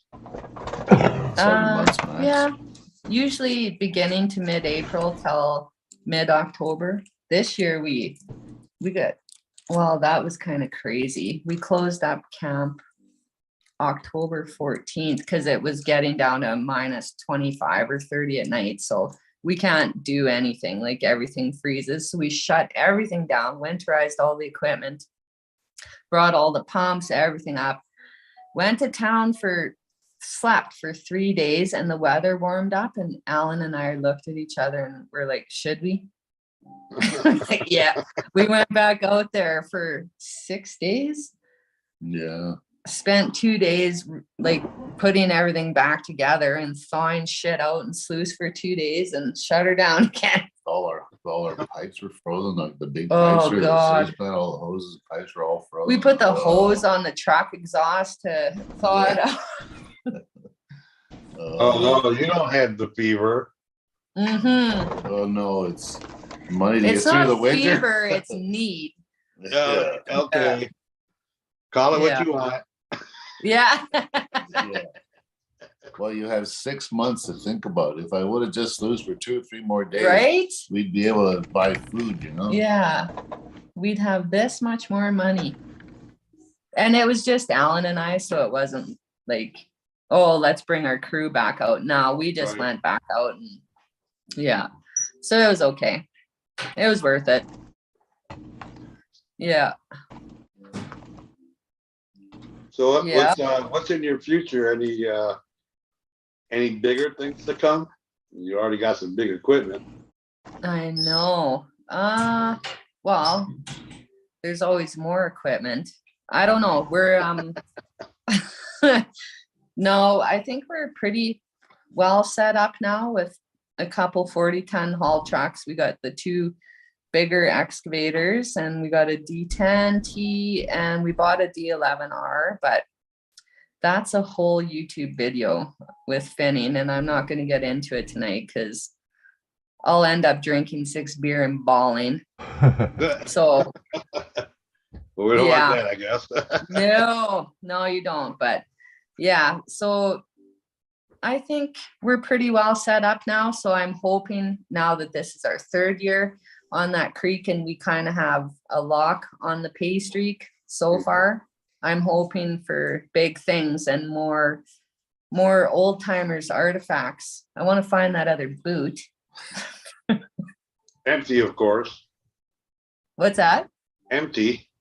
Yes, empty. No foot Yeah. inside of it. No. Yeah. So other than that, I don't think we have anything. Yeah, that's So do you guys use metal detectors at all? We do not, because there are so many hot rocks up there that thing would just go beep, beep, beep, beep. Mhm. And Right. you lose your mind. We've talked about lots getting a really good one because the cheap ones, when you turn them on, they scream until you turn them off, and there's nothing you can do to stop them from screaming. They just start screaming because there's so much mineralization in all the material.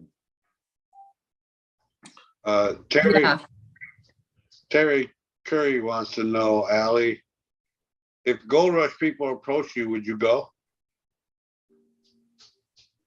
Yeah, I would, because I would like to not make payments on equipment. I'm just kidding. No, I think yeah, why not? I mean, it's not well, we've spoken to a lot of people that have been on those shows. Yeah. And So I'm gonna say for that. oh, okay. I know. I'll just say that it's not what it's cracked up to be. I do know. I guess it can be, but it's not. I mean, let me ask you this: are you into doing drama? Can you be the drama queen? No. Well, you're out of luck. I know, and that's the thing. Like, I will tell you this: when Freddie Dodge, that show, they found me, from YouTube, and they messaged me and they said, hey, do you want to be on our show? And I'm like, not particularly. You know, first of all, it's called mine rescue, which means you're in trouble. Right. Wait, are we in trouble? Yeah, but I was like, not really. Why? What's the deal? And they're like, well, we come in and we make upgrades to your plant. And I said, but do they actually work? And he goes, oh, yeah, they work. And I said, okay, but is this going to be like all the other Gold Rush shows where you're going to make me look like some psycho and screaming you're going to make me scream at everybody for a week? Like, is this what this is about? And he goes, well, you'll only look like a psycho if you are. And I don't think I am. And I'm going to get an upgrade to our plant. So let's do it.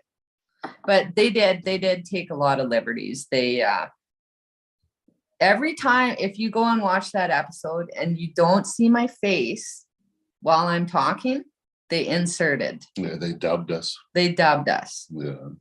So they chopped up our sentences and made up sentences to say what they wanted to say. I wasn't really happy with the whole storyline, but I knew that they have to make a big story about it. And it was worth it anyways, just to meet those guys and the crew. They were amazing. Well, so it's their job to give the public what they want, right? So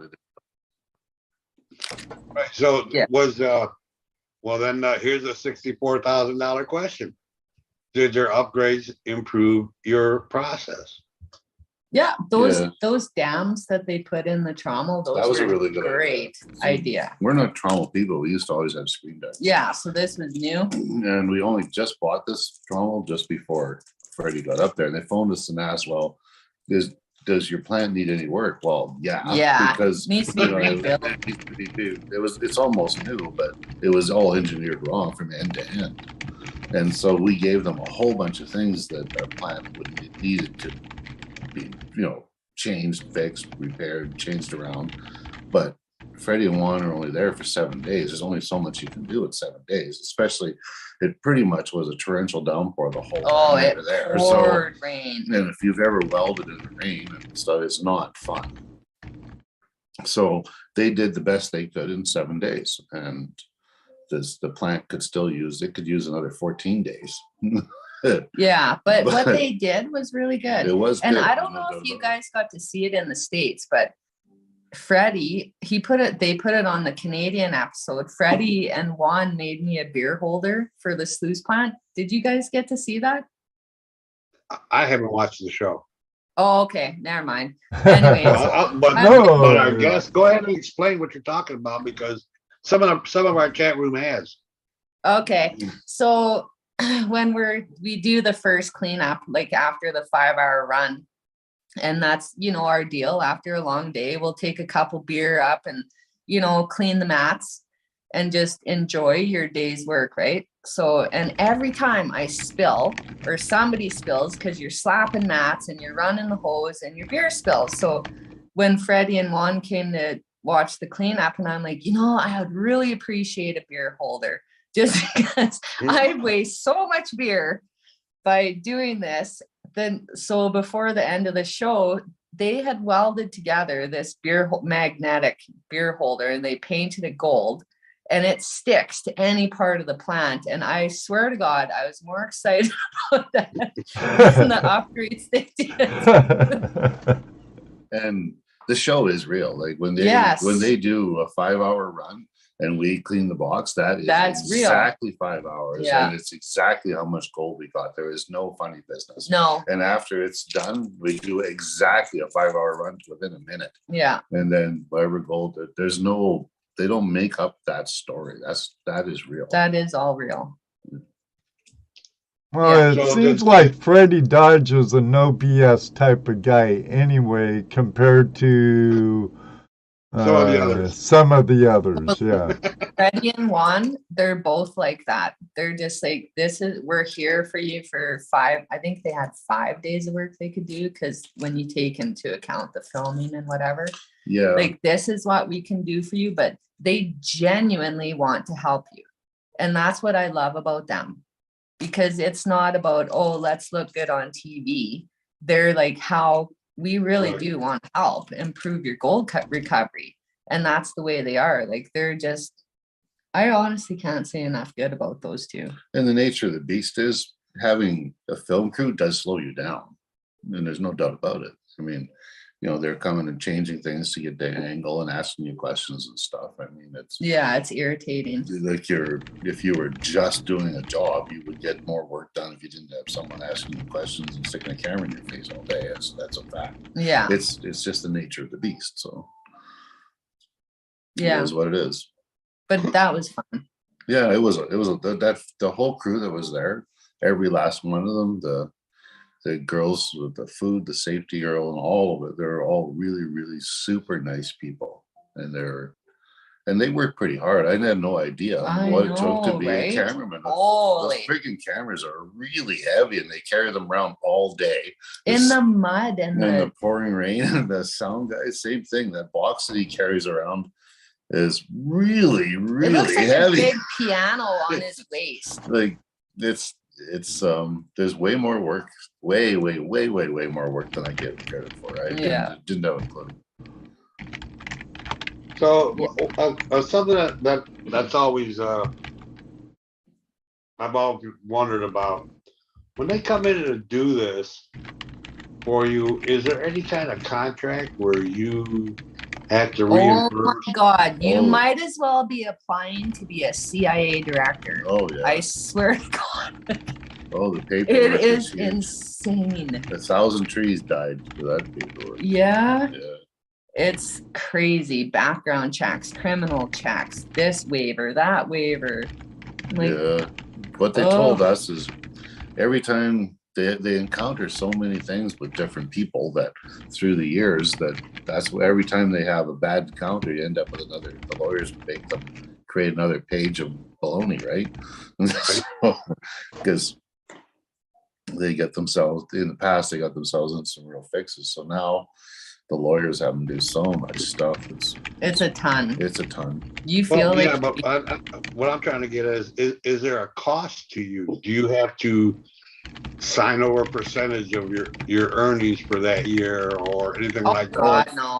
That's always been a question in my mind about that. One, I've not asked because I hadn't thought about it till just now. Whether I'm sure there was lots of liability contracts that you guys probably signed, but was there any kind of money contract? No. Well, that's cool. So they come in, did the work to upgrade your system free, just for the show. Well, we made a deal to give them each 2 ounces of gold or something. Whatever that was. Yeah, it's on the show. If you watch the show, you'll see it. Whatever's on the show, that's why he still has my nuggets. You just realized you didn't tell him that.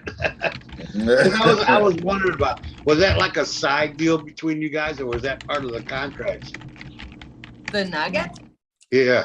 No, he did that for me as a favor because I'm like, oh man, this is so cool, but there's so much rock in it. And he's like, I'll take it down and get that out for you. It's gonna look so cool after. I'll bring it up next year. But then they all got COVID and I couldn't see him. So he's gonna bring it up next year. I was just being funny and maybe seeing if he'd get on here and go, Ali, it's coming. Yeah, I doubt very much that he would come on here unless you told him you were going to be here. Well, I should have texted him. Yeah, that would be cool. Yeah. Yeah. Like I said, I've reached out to him a couple times, but we're not going to beg anybody to be on here.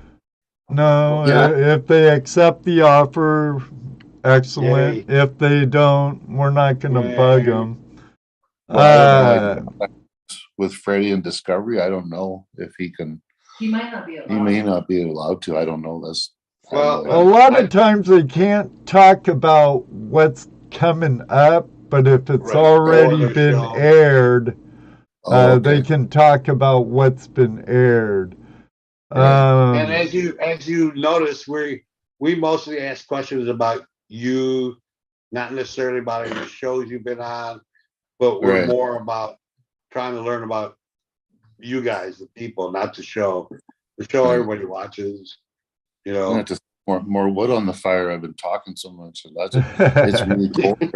Is it cold where you guys are? It's 30 below zero here tonight. Not that cold. Actually, it's warm for this time of year. I think. 30 degrees. Miller Prospecting or anyone else, remember right now, today only until midnight, I believe Yukon time, but I could be wrong. If you buy pay dirt, for every gram of gold in the pay dirt, you get one entry that Ali will be on. The 27th will announce the winner. Every gram is one entry. So make sure to go to their website, buy some pay dirt, and the more grams you buy in that pay dirt, the more chances you have of winning a pay dirt bag containing 3 grams of their gold that they mined. That's right. Our hard work right into your pan. Real Yukon gold. Ooh, Yeah. we're cold. We're at 42 degrees. Yikes. What's that mean? We're pretty warm for this time of year. We're 30 degrees below. I'm freezing here at 42. Last night we were the coldest place on the planet. No, today. Today, Yeah. we're the coldest place on the planet. Wow, good thing I'm not in Alberta. Okay. Yeah, good thing. It's just some really cold air came down from Alaska, I think. It's minus 11 in Williams Lake in the Caribou. Ert is in Minnesota at 20 degrees. Hey, Andy. Nashville right now it's 68. Oh, Hey, fight nobody it, Ed. hear that, Ed. The dog goes out, runs around the house a couple times. She comes back, and her eyelashes are all covered in frost. Yeah. Frost around her ears. Her whiskers are covered in frost. Yeah. Troy, no, there's no discount. No discount on the bags. No. Just to get entered into the contest. That's right. No discount. Just every gram is an entry into a 3-gram bag. Yeah, and then we're going to do the draw on your guys' YouTube on December 27th. Yes. Yeah. Yeah, so get in there and get your Christmas gifts. There you go. 39 degrees in Denver right now. Okay, that's a little chilly, isn't it? Not like us, but No, that's not even freezing. okay. It's- 68 is 20 degrees. Ed, really? That's like my summer. That ain't Celsius, Moto. That's Fahrenheit, buddy. Fahrenheit. It's like heat wave to you up there in Canada. Okay. Yeah, exactly. Also, Miller Prospecting wants to know: do you have to be present on day of drawing? Oh, hell no. No, Hell no, she says. Guys, we just need to draw the name. Once they've paid their money, they're in, right? right? But the drawing will be live here on the 27th, Dylan. But they'll have your mailing, your shipping Exactly. information and everything. And if you can't make it for us to go, yay, Dylan Miller Prospecting, woo woo woo woo. Somebody It's will okay. try. They'll send it to my house. There you go. Yeah. Yeah, why not? Hey, Chris, good to see you, Yeti Mountain Trading. Of course, you know I'm joking, Dylan. You know I'm joking. But That's funny. There is some cold. What are you guys at? Did you say what's your temperature? 42? It's actually pretty warm at 45 where I live right now. But I'm in that Toledo, 42. doesn't feel like. I'm not sure what it's like. Feel like. Right. But Well, it it don't might. feel like 30 below. In No. my trade, I work. If I have to work outside, could be hot. It could be freezing. I set trusses at 41 below zero once. Yeah. Ouch. That does not sound fun at all. It Jody, you're gonna wasn't. get 50. That's Celsius, you guys. In Saskatchewan, the province next to us, she says it's gonna hit minus 50 Celsius with the wind. Brr. Brr. Okay, brr. that's yeah. Yeah, that's not fun at all. No. Well, I hope it's raining tomorrow, Robert, because I have to start a steel building roof tomorrow. Eugh, not fun. No, but construction, it is what it is, It is what it is. I hear that. Ellie, I hope you've been having fun tonight. This has been on. We're on 2 hours. You believe that already? Almost. 2 hours, getting close. A little bit. Oh, I keep looking at the wrong clock. I got a clock over here that runs fast for some reason. That one's like 4 minutes fast. Dan Hurd is in the house, ladies Dan and Hurd, what's up, gentlemen. Dan? Hey, Dan, how's it going? Dan's good to see you. Thank you for joining us. Yep. Yeah. Cheers. Right at the end, right when we're getting ready to close here pretty soon. Now, where's Pioneer Paulie, Yeah, there you go. I saw him a couple weeks ago. We went out for dinner. We were down in Victoria having a little vacation before we headed to Alberta. And yeah, he's a fun guy. I'd like to run into Dan and Pioneer Paulie. Dan's joined us on an Open Line Tuesday before. Pioneer Paulie's been a guest a couple of times.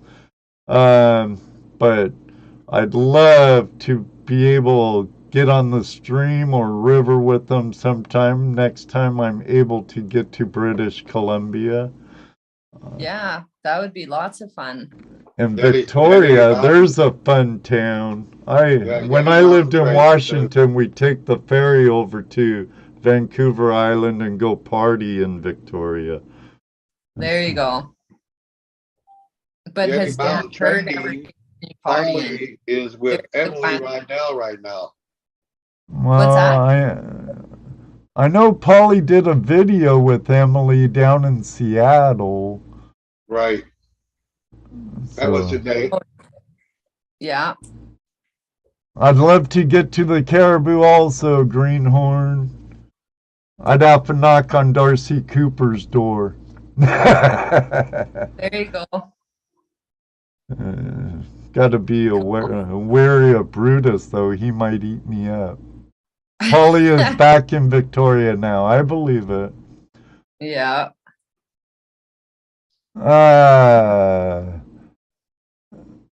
Dan Hurd, no. were you asking me a question? No, I was making a general question. Who has partied with Dan Hurd?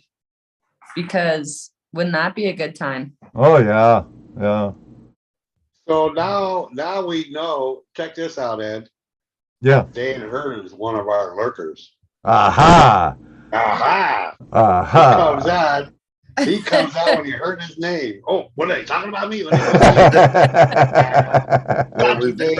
Gotcha. Well, Dan, like we say to all our lurkers, we love you guys too. Absolutely. Well, so now we can shout him out because now we know he's a lurker too. Dan says he's old. You're never too old to have a beer by a fire. I don't care who you are. That's all. Going out in the woods, having a fire, kicking back, putting your feet up on a chunk of wood, drinking beer. After a long day of shoveling. And the gold pans get heavier and heavier as the night went on, and the nuggets Right. get bigger. It's just like a fishing story.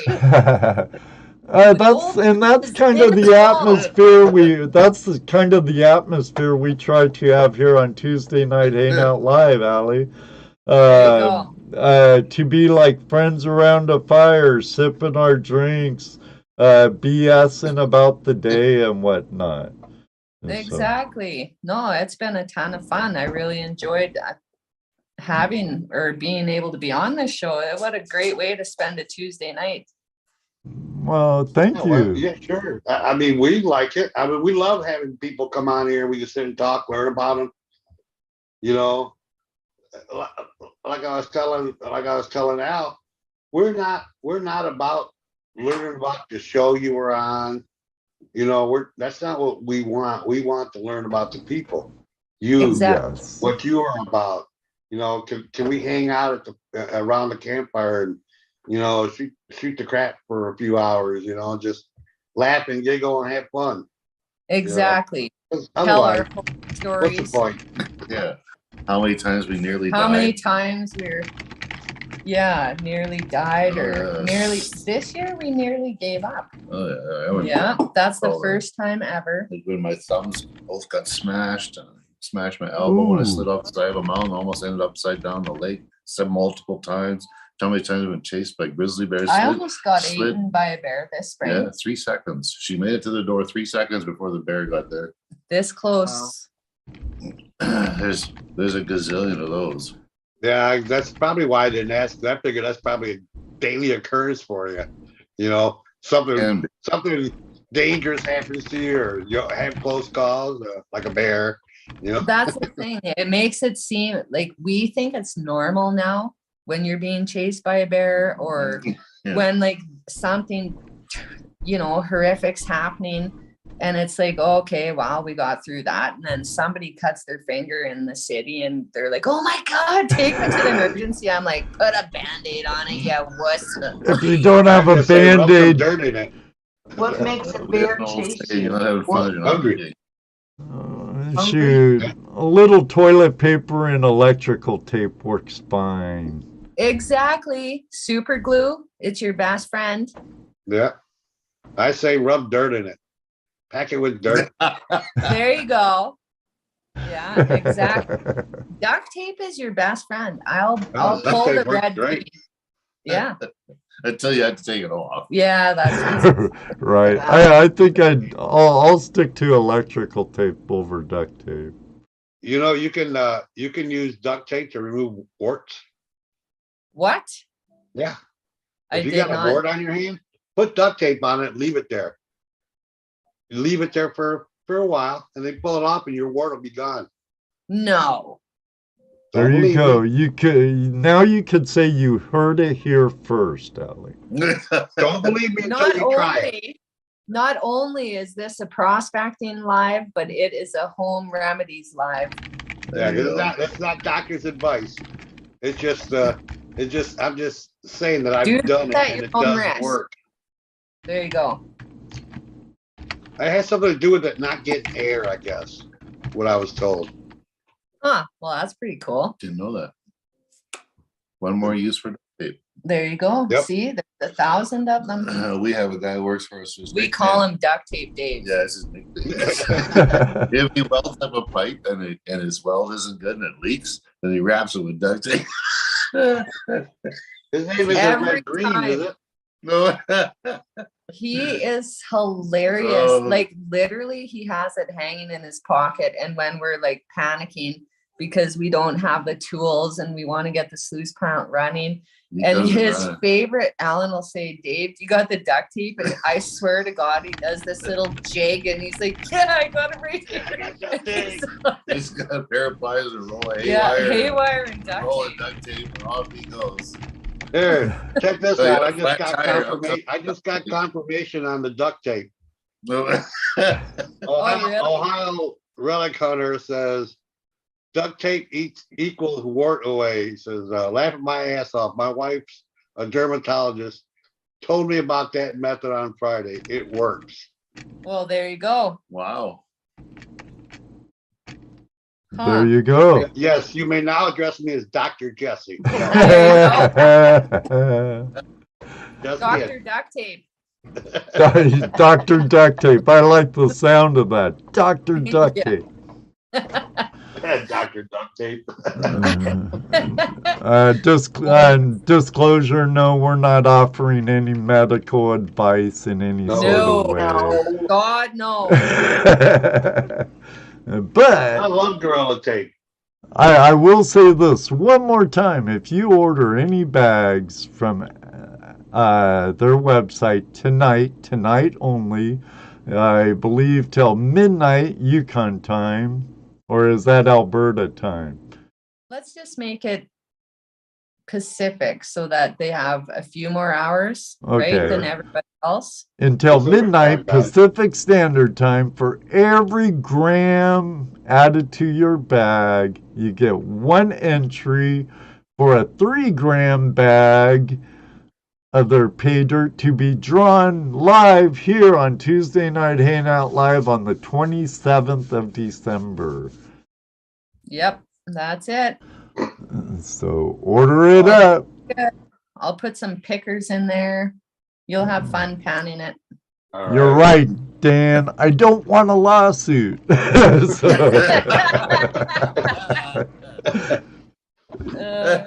funny. Just a little anecdotal Yeah, thing there. that's hilarious. You're right, Dan. Don't want a lawsuit. No, this is our, prospector's opinion only about the That's duct right. tape. It's just a anecdote, something I've seen happen. That's right. Don't know why it works, but Contrast. may have nothing to do with medical. No. Exactly. We are not medical professionals. It's Or No, scientists, we're just minors. we're barely professionals in anything. We just try. Yeah, right. We're jack of all. It's called. I used to be a drag racer before I went mining, and there's a saying in drag racing: is run what you brung. In other words, whatever car you got, race it. Don't worry about having the latest, greatest, bestest, most expensive. Gold mine is exactly the same. Whatever you got, put it to use. Do the best you can with what you got. You know what else? It's the rule of KISS. Keep it simple, stupid. There you Right. go. Absolutely. There you go. Honestly, you don't need this fancy fandangled bullshit that people are hanging off their high bankers and this and that. That's just my opinion. I'm no expert, but I really find keep it simple. Everybody's and always trying to reinvent the sluice box. Oh, I hear that. It's gold rush. Dan it's- Hurd says, make it work. Exactly. Yeah, exactly. Sluice box, the gold is so heavy, it doesn't have to be that complex to catch gold. And sometimes the fancier stuff, like a buddy of ours showed up with some fancy new matting that he had, and Oh, he tried it, and yeah. there was gold right to the bottom. And we put a pan underneath and there was gold in the pan Yeah, at so- it. So it's like, okay. Well, that's not good. No. Migration is not good.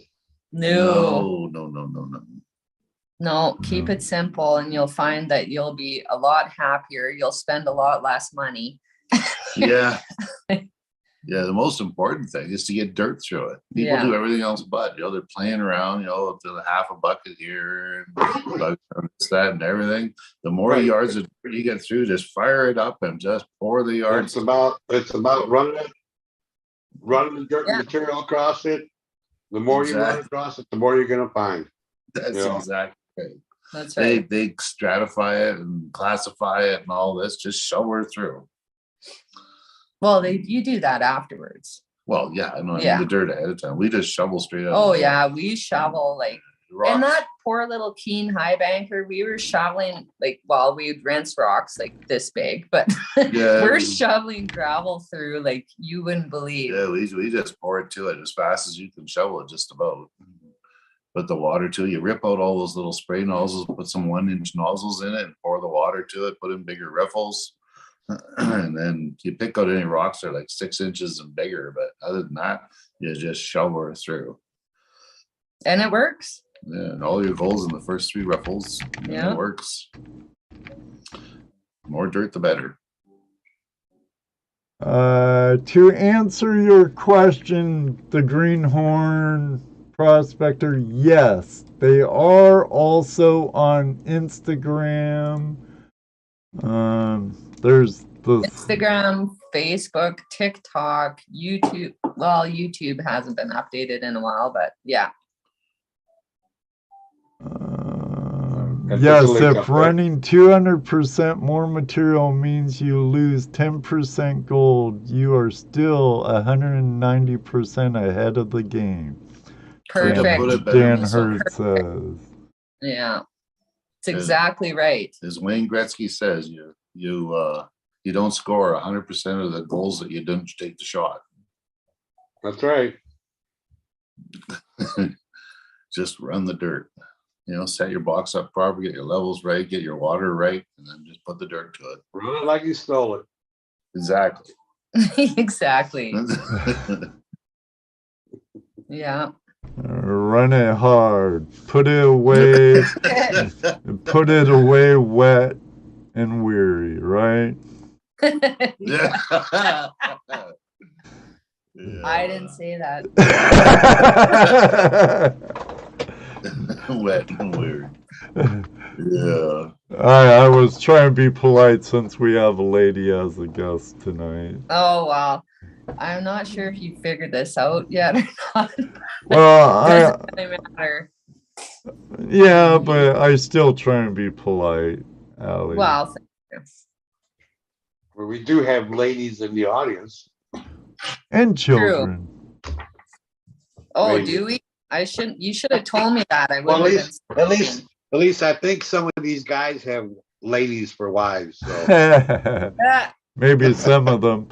And happy birthday, HD Shovel Ed, brother. Yeah. Oh, happy birthday. Happy birthday, Ed. We call him the other Ed. Yeah. The other Ed. Well, yeah, he does, Colin. He's a teacher after all, You would not believe how many people drop by our operation, people from the cities just come to visit for a day or two, whatever, and start trying to tell us how to catch gold. Oh, God. We're doing it all wrong. They've never got 1 ounce of gold in their entire life. We're sitting at around 70,000 ounces, mined in 10 countries, I think, prospecting. Well, you, more. not me. And they got to tell me I'm doing everything wrong, explain to me how to do it properly. I just hand them a beer and drive them to the train station. Yeah, Dan says, I hate that. But It's the worst. It's like, let us do our thing. You just chill and shovel if you want to, but yeah. Every video, those keyboard tough guys, huh, Dan? Exactly. They know it all. It's the keyboard warriors. I swear to God. It's like the most popular one is you're running too much water. You're not running enough water. They don't understand. If you don't have enough water, you don't create the vortexes. If you don't have the vortex, it does not rinse the lighter material out. And if you don't rinse the lighter material out, then the gold can't be driven down into the mat. You must have, like on expanded metal, your first knuckle, 1 inch of water. And you have to have proper flow. You get your width right and your slope right, and then you just put the dirt to it and it'll do its job. Yep, it works. Gold knows what to do. It's the people playing with it don't know what to do. The questions I always hear that always kind of are funny to me, now. At what angle should I run a particular mat or system at? Well, that all depends on what you're running. It depends on a lot of things. What you need to ask is, what should my ripples look like when I'm running what I'm running? And that's the same answer you're going to find from everywhere. You're going to want exchange happening, at whatever degree, however much water, that's what you want. You want to see that exchange. There is a standard rule of measure that a good friend of Alan's in the Yukon developed, and he didn't patent it. He made it free for any miner, and he will come out and set your sluice runs. But as a general rule, expanded metal's 1.5 inches to the foot. Start there. Yeah. Then you usually don't have to vary it much. I use really coarse expanded metal. I don't use the fine stuff. And so you run 1 inch to 1.25 inches of water over it, and just have at her. And I mean, your riffles always do better if you screen smaller, but when you're just high banking, don't worry about it. Like Exactly. We have like a 1/2 inch grizzly, I guess, on ours. Yeah. So you wash everything on you dump it on the grizzly, and then your bigger rocks get washed and get knocked off. We knock them off. So we're sluicing stuff that's more or less 3/4 inch minus, I guess, 3/4 inch minus. Yeah. Probably going over the riffles. Yeah. and then you just give her. And the hardest thing when you go and prospecting by hand is gold is heavy. It's mostly not on the surface. Gold is mostly down on bedrock. And if you can pat around all you want on the surface, but if bedrock's 15 feet below you, then most of the gold's going to be at least 10 feet down. So it's very difficult in lots of areas to get down to where the best gold is by hand. Well, we don't know about them in Ohio, though. No, I just said lots of places. Yeah. No, there's Oh yeah, right. Everything. What we've been finding out, realizing, Ed's been around doing this. What I've been realizing is that wherever you go, it's going to be different from what we do here. Everywhere. You go out to California, the prospecting and mining there, the way it's done there is different from what we do. We go out to our creek, and we'll only dig 15 inches down. Max, because we're looking for flood gold mostly. Right. Oh, okay. It's flood gold. So we know that, we can dig down to bedrock if you're in a good spot where you can get to it, right? There are places. Yeah. But the majority of our gold that we're going to find in like our lease, our club lease, is going to be within that first 15 inches, and every year, because it gets replenished. It gets replenished every year. So we dig shallow and make a big footprint. Right. And of course, can't always go with the quality of material, so it's the quantity of material. That's exactly right. That's exactly it. Yeah. Like for us here in Ohio, we want to move a lot of dirt, right? Yeah. Move it off the top 15 or so inches. Yeah. Right. Now back home in Washington or California, I'd be looking for quality over quantity. Looking for good, good spots where the gold's at. Different type of mining, but still the same results. Right. Exactly.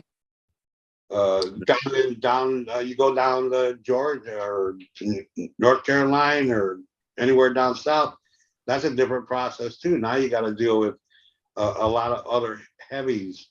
They're magnetites.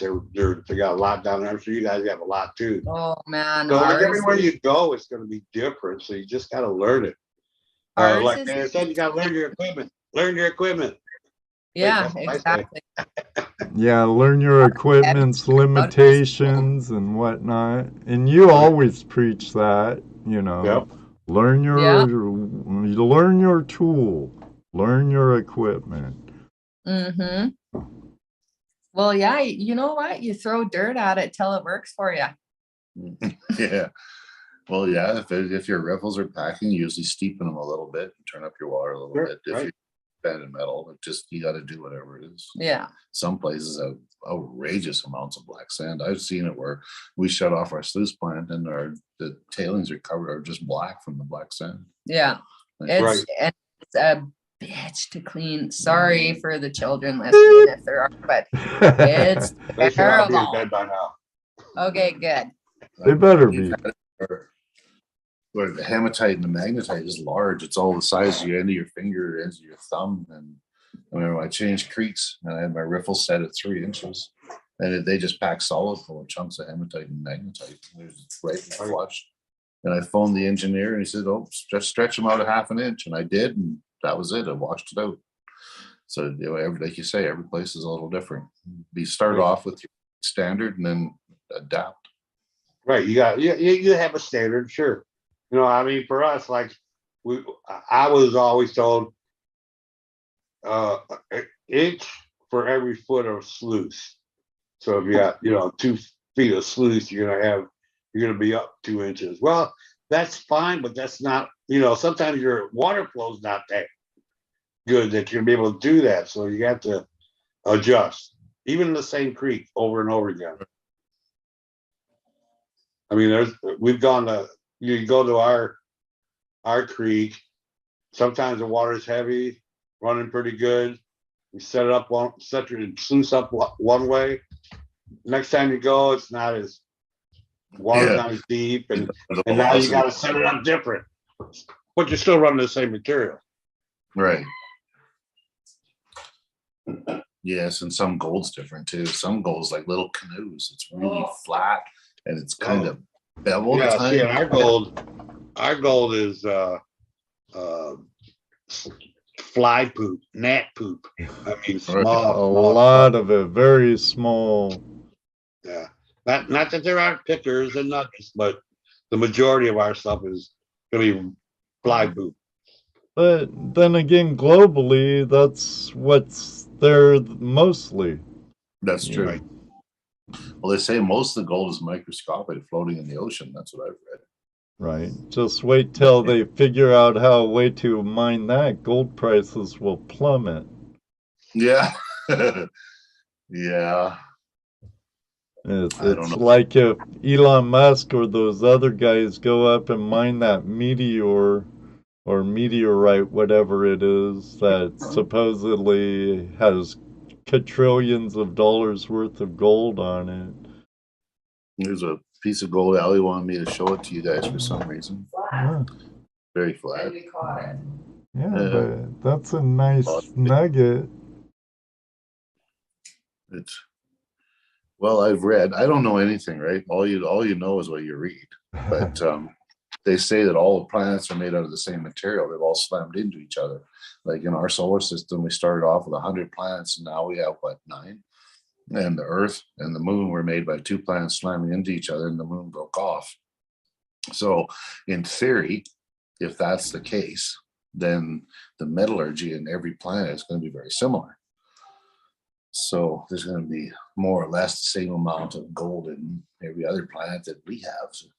And so I don't know about any one, asteroid or any one meteorite having the percentage of gold of what we have here, because we're still trying to figure out where the gold come from we got here.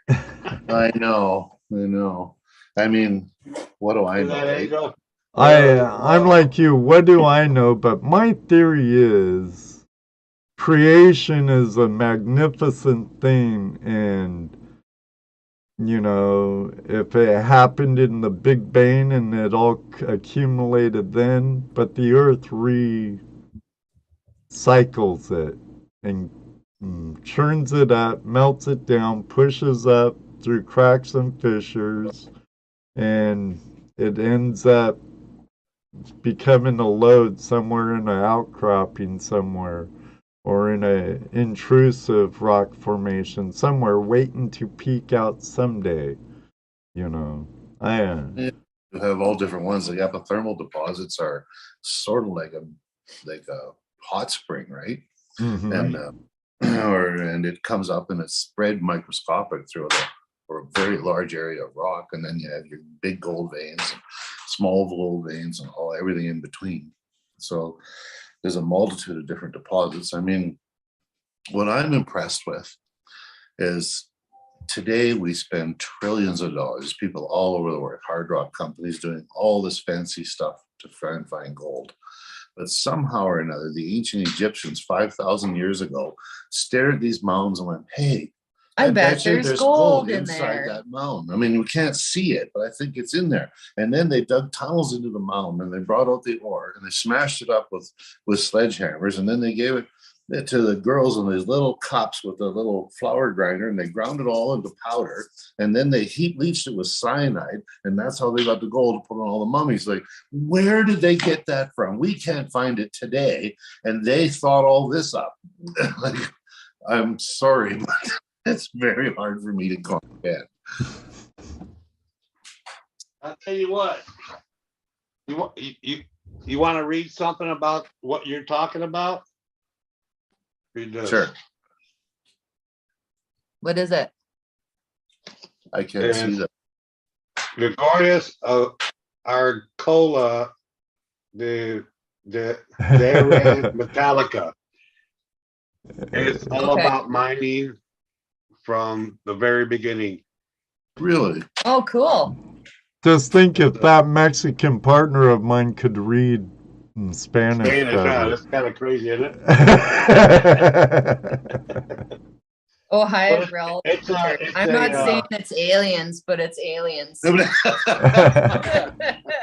That's I love that. Well, you gotta wonder. You got that reminds me of a question from our friend Ronald at Earth Radio. He says, up in the Yukon, have you ever had any extraterrestrial experiences or weird animals? Yes. And that's on the prospecting video, that footprint.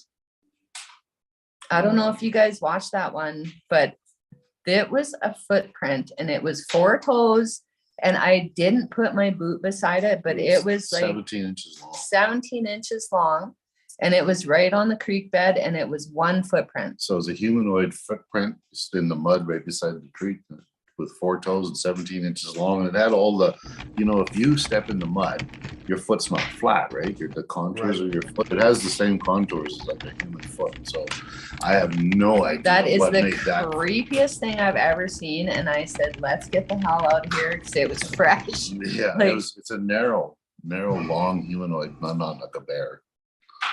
Bears are short. So there's one photo on my prospecting video, and it's just that was this. Probably it made my hair on my arm stand up. I put my foot before. And it's like 6 inches longer than my foot. So it makes the hair stand up on the back of your neck. I should have went back and put a measuring tape on it or something. Because now we have a picture of the footprint, but you can't tell how big it is. No.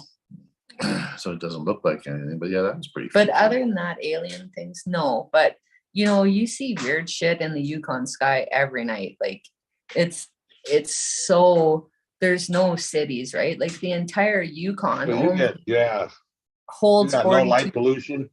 No, there's only 42,000 people living there, and 35,000 of them live in Whitehorse. So the rest of us are scattered, and every night you'll see something weird in the sky. You can see the stars better, I think, because there's less pollution, period. Right? Yeah. It's very clear. The Aurora Borealis don't mess with the sky viewing much, other than, stars. You don't always have that, right? Well, most nights are clear. It's only the odd night that you get that, unless it's farther into the winter. Like January, February, March is when you really see it. Yeah, September, October, but a little bit. Yeah, but in the summer, you got to remember, like May, June, July, August, you're running 18 to 23 hours of daylight in the Yukon. We've had guys that worked up there for 2 years and they've never seen those lights. Yeah. They just don't always. All right, all you guys that are leaving, good night. Have a good night. All right, and thanks for joining us. Yes, absolutely. Make sure to pick up your pay dirt bags at yukonali.com. Have a chance to get in on that 3-gram bag on the 27th. Just a reminder. It'll be a gooder. Right, Jason. That'll be fun. We'll all be fat and hungover from Christmas, probably. So it'll be nice. Definitely fat. Yeah, I'll be just coming back from California then too. Nice. It's nice that I'm going, but I don't like the reason why I'm going. My mother passed away in October. And her funeral and memorial service is on the 20th this month. So that's why the show's canceled on the 20th, everybody, because I'll be in California. I'm really sorry to hear that. That's never easy. Well, I appreciate it. She was 92, 91, lived a good full life, helped a lot of good people, and That's I'm good. proud to be her son. You know, I could have been a better son to her, to be honest, but, you know, she was a great woman. And, but, yeah. I wish I was going there for a prospecting trip or something, but no. It's there to be with family and friends. Yeah, that is sad. I lost my mom last year too, and it's just, she was my best friend and really my biggest supporter. And when that went away, it's really hard. Like, you know, I kind of turtled and went into I don't know, depression, whatever. Like when you lose your biggest fan and your biggest supporter, it's never easy. My condolences, Ali. I can empathize with you. Yeah, it's not good. Oh, David Villa said Callie ran out of gold last weekend, so I couldn't get any anyway. All right, everybody. We're about a half hour into overtime. We better go. Thank you two very much for joining us. I've thoroughly enjoyed tonight's show. It's been a pleasure. Thank you, everyone. Oh, you're more than welcome. It's been our pleasure, right, Jesse? Absolutely. Well, we had a lot of fun tonight. Yeah, it was a lot of fun. Well, I hope you did. I haven't watched all your videos, but I've watched a few of them and they've been enjoyable. Oh, good. I can't wait to see your new ones. Hope you start showing some reclamation too, a little bit here and there. We will get in. Like I said, it helps the community. I agree, it does, and I will do that. I'll make sure that's a focus next year. And in the meantime, you'll see all our old timers BS from this year. Cool. We're around here till so if you are really bored one night and you want someone to talk to, you know how to get all of us. Exactly. There you go. And you never know, we might take you up on that. So as that is closing out the show. Everyone, one last time. I have to keep poking him. Remember, everyone, one last time until midnight tonight, Pacific Standard Time is when it all ends. For every gram purchase from their store, which the link's up above in the chat and down below in the description, you'll get one entry for a 3-gram bag of pay dirt. A live drawing here on the 27th during our open line Tuesday. They'll hop on, pick the winner. You do not need to be present, Dylan, if you're still here. So don't worry. They'll mail it to me. You'll be SOL. No, just kidding. Just kidding. But all of you out there, Dan Hurd, thanks for joining us. All of you from top to bottom, thank you for joining us. Love you all. Love all our lurkers. Yep. Thank you, Jesse. Thank you again for our 2 awesome guests. And I'm glad you had a good time because I had a great time. We had a ball. That is fun. Yeah. Next week, we're having, I'm going to butcher your name, Josh. We're having Josh Rinke, the new publisher, editor over at International California Mining Journal. In my opinion, the best mining prospecting magazine on the market. Oh, cool. He'll be our special guest, so I hope to see you all then. Until next time, may you always have a flash in your pan. You know, awesome. Good night, everybody. That's right, because you never know, it may happen. Ask numerous people in the chat. It does happen. Maybe one day too. We'll meet you on the river. Good night, everybody. God bless. Love you all. Until then, we're out of here. Good night. Good night, everybody. Good night, Dan, Brad. Good night, Dan. Have a great day, Brad. Night, Moto. Randy, Scotty, Tony, thank you. Bill, thank you. Moto Mining, good night. 5, 4, David Villa. good David night. Villa, Greg, Gemstone, Judy, great to see you. Love your artwork. Terry, good to see you, buddy. Jeff, all of you. Troy, thanks for coming in tonight. Appreciate it. Brewers Prospecting.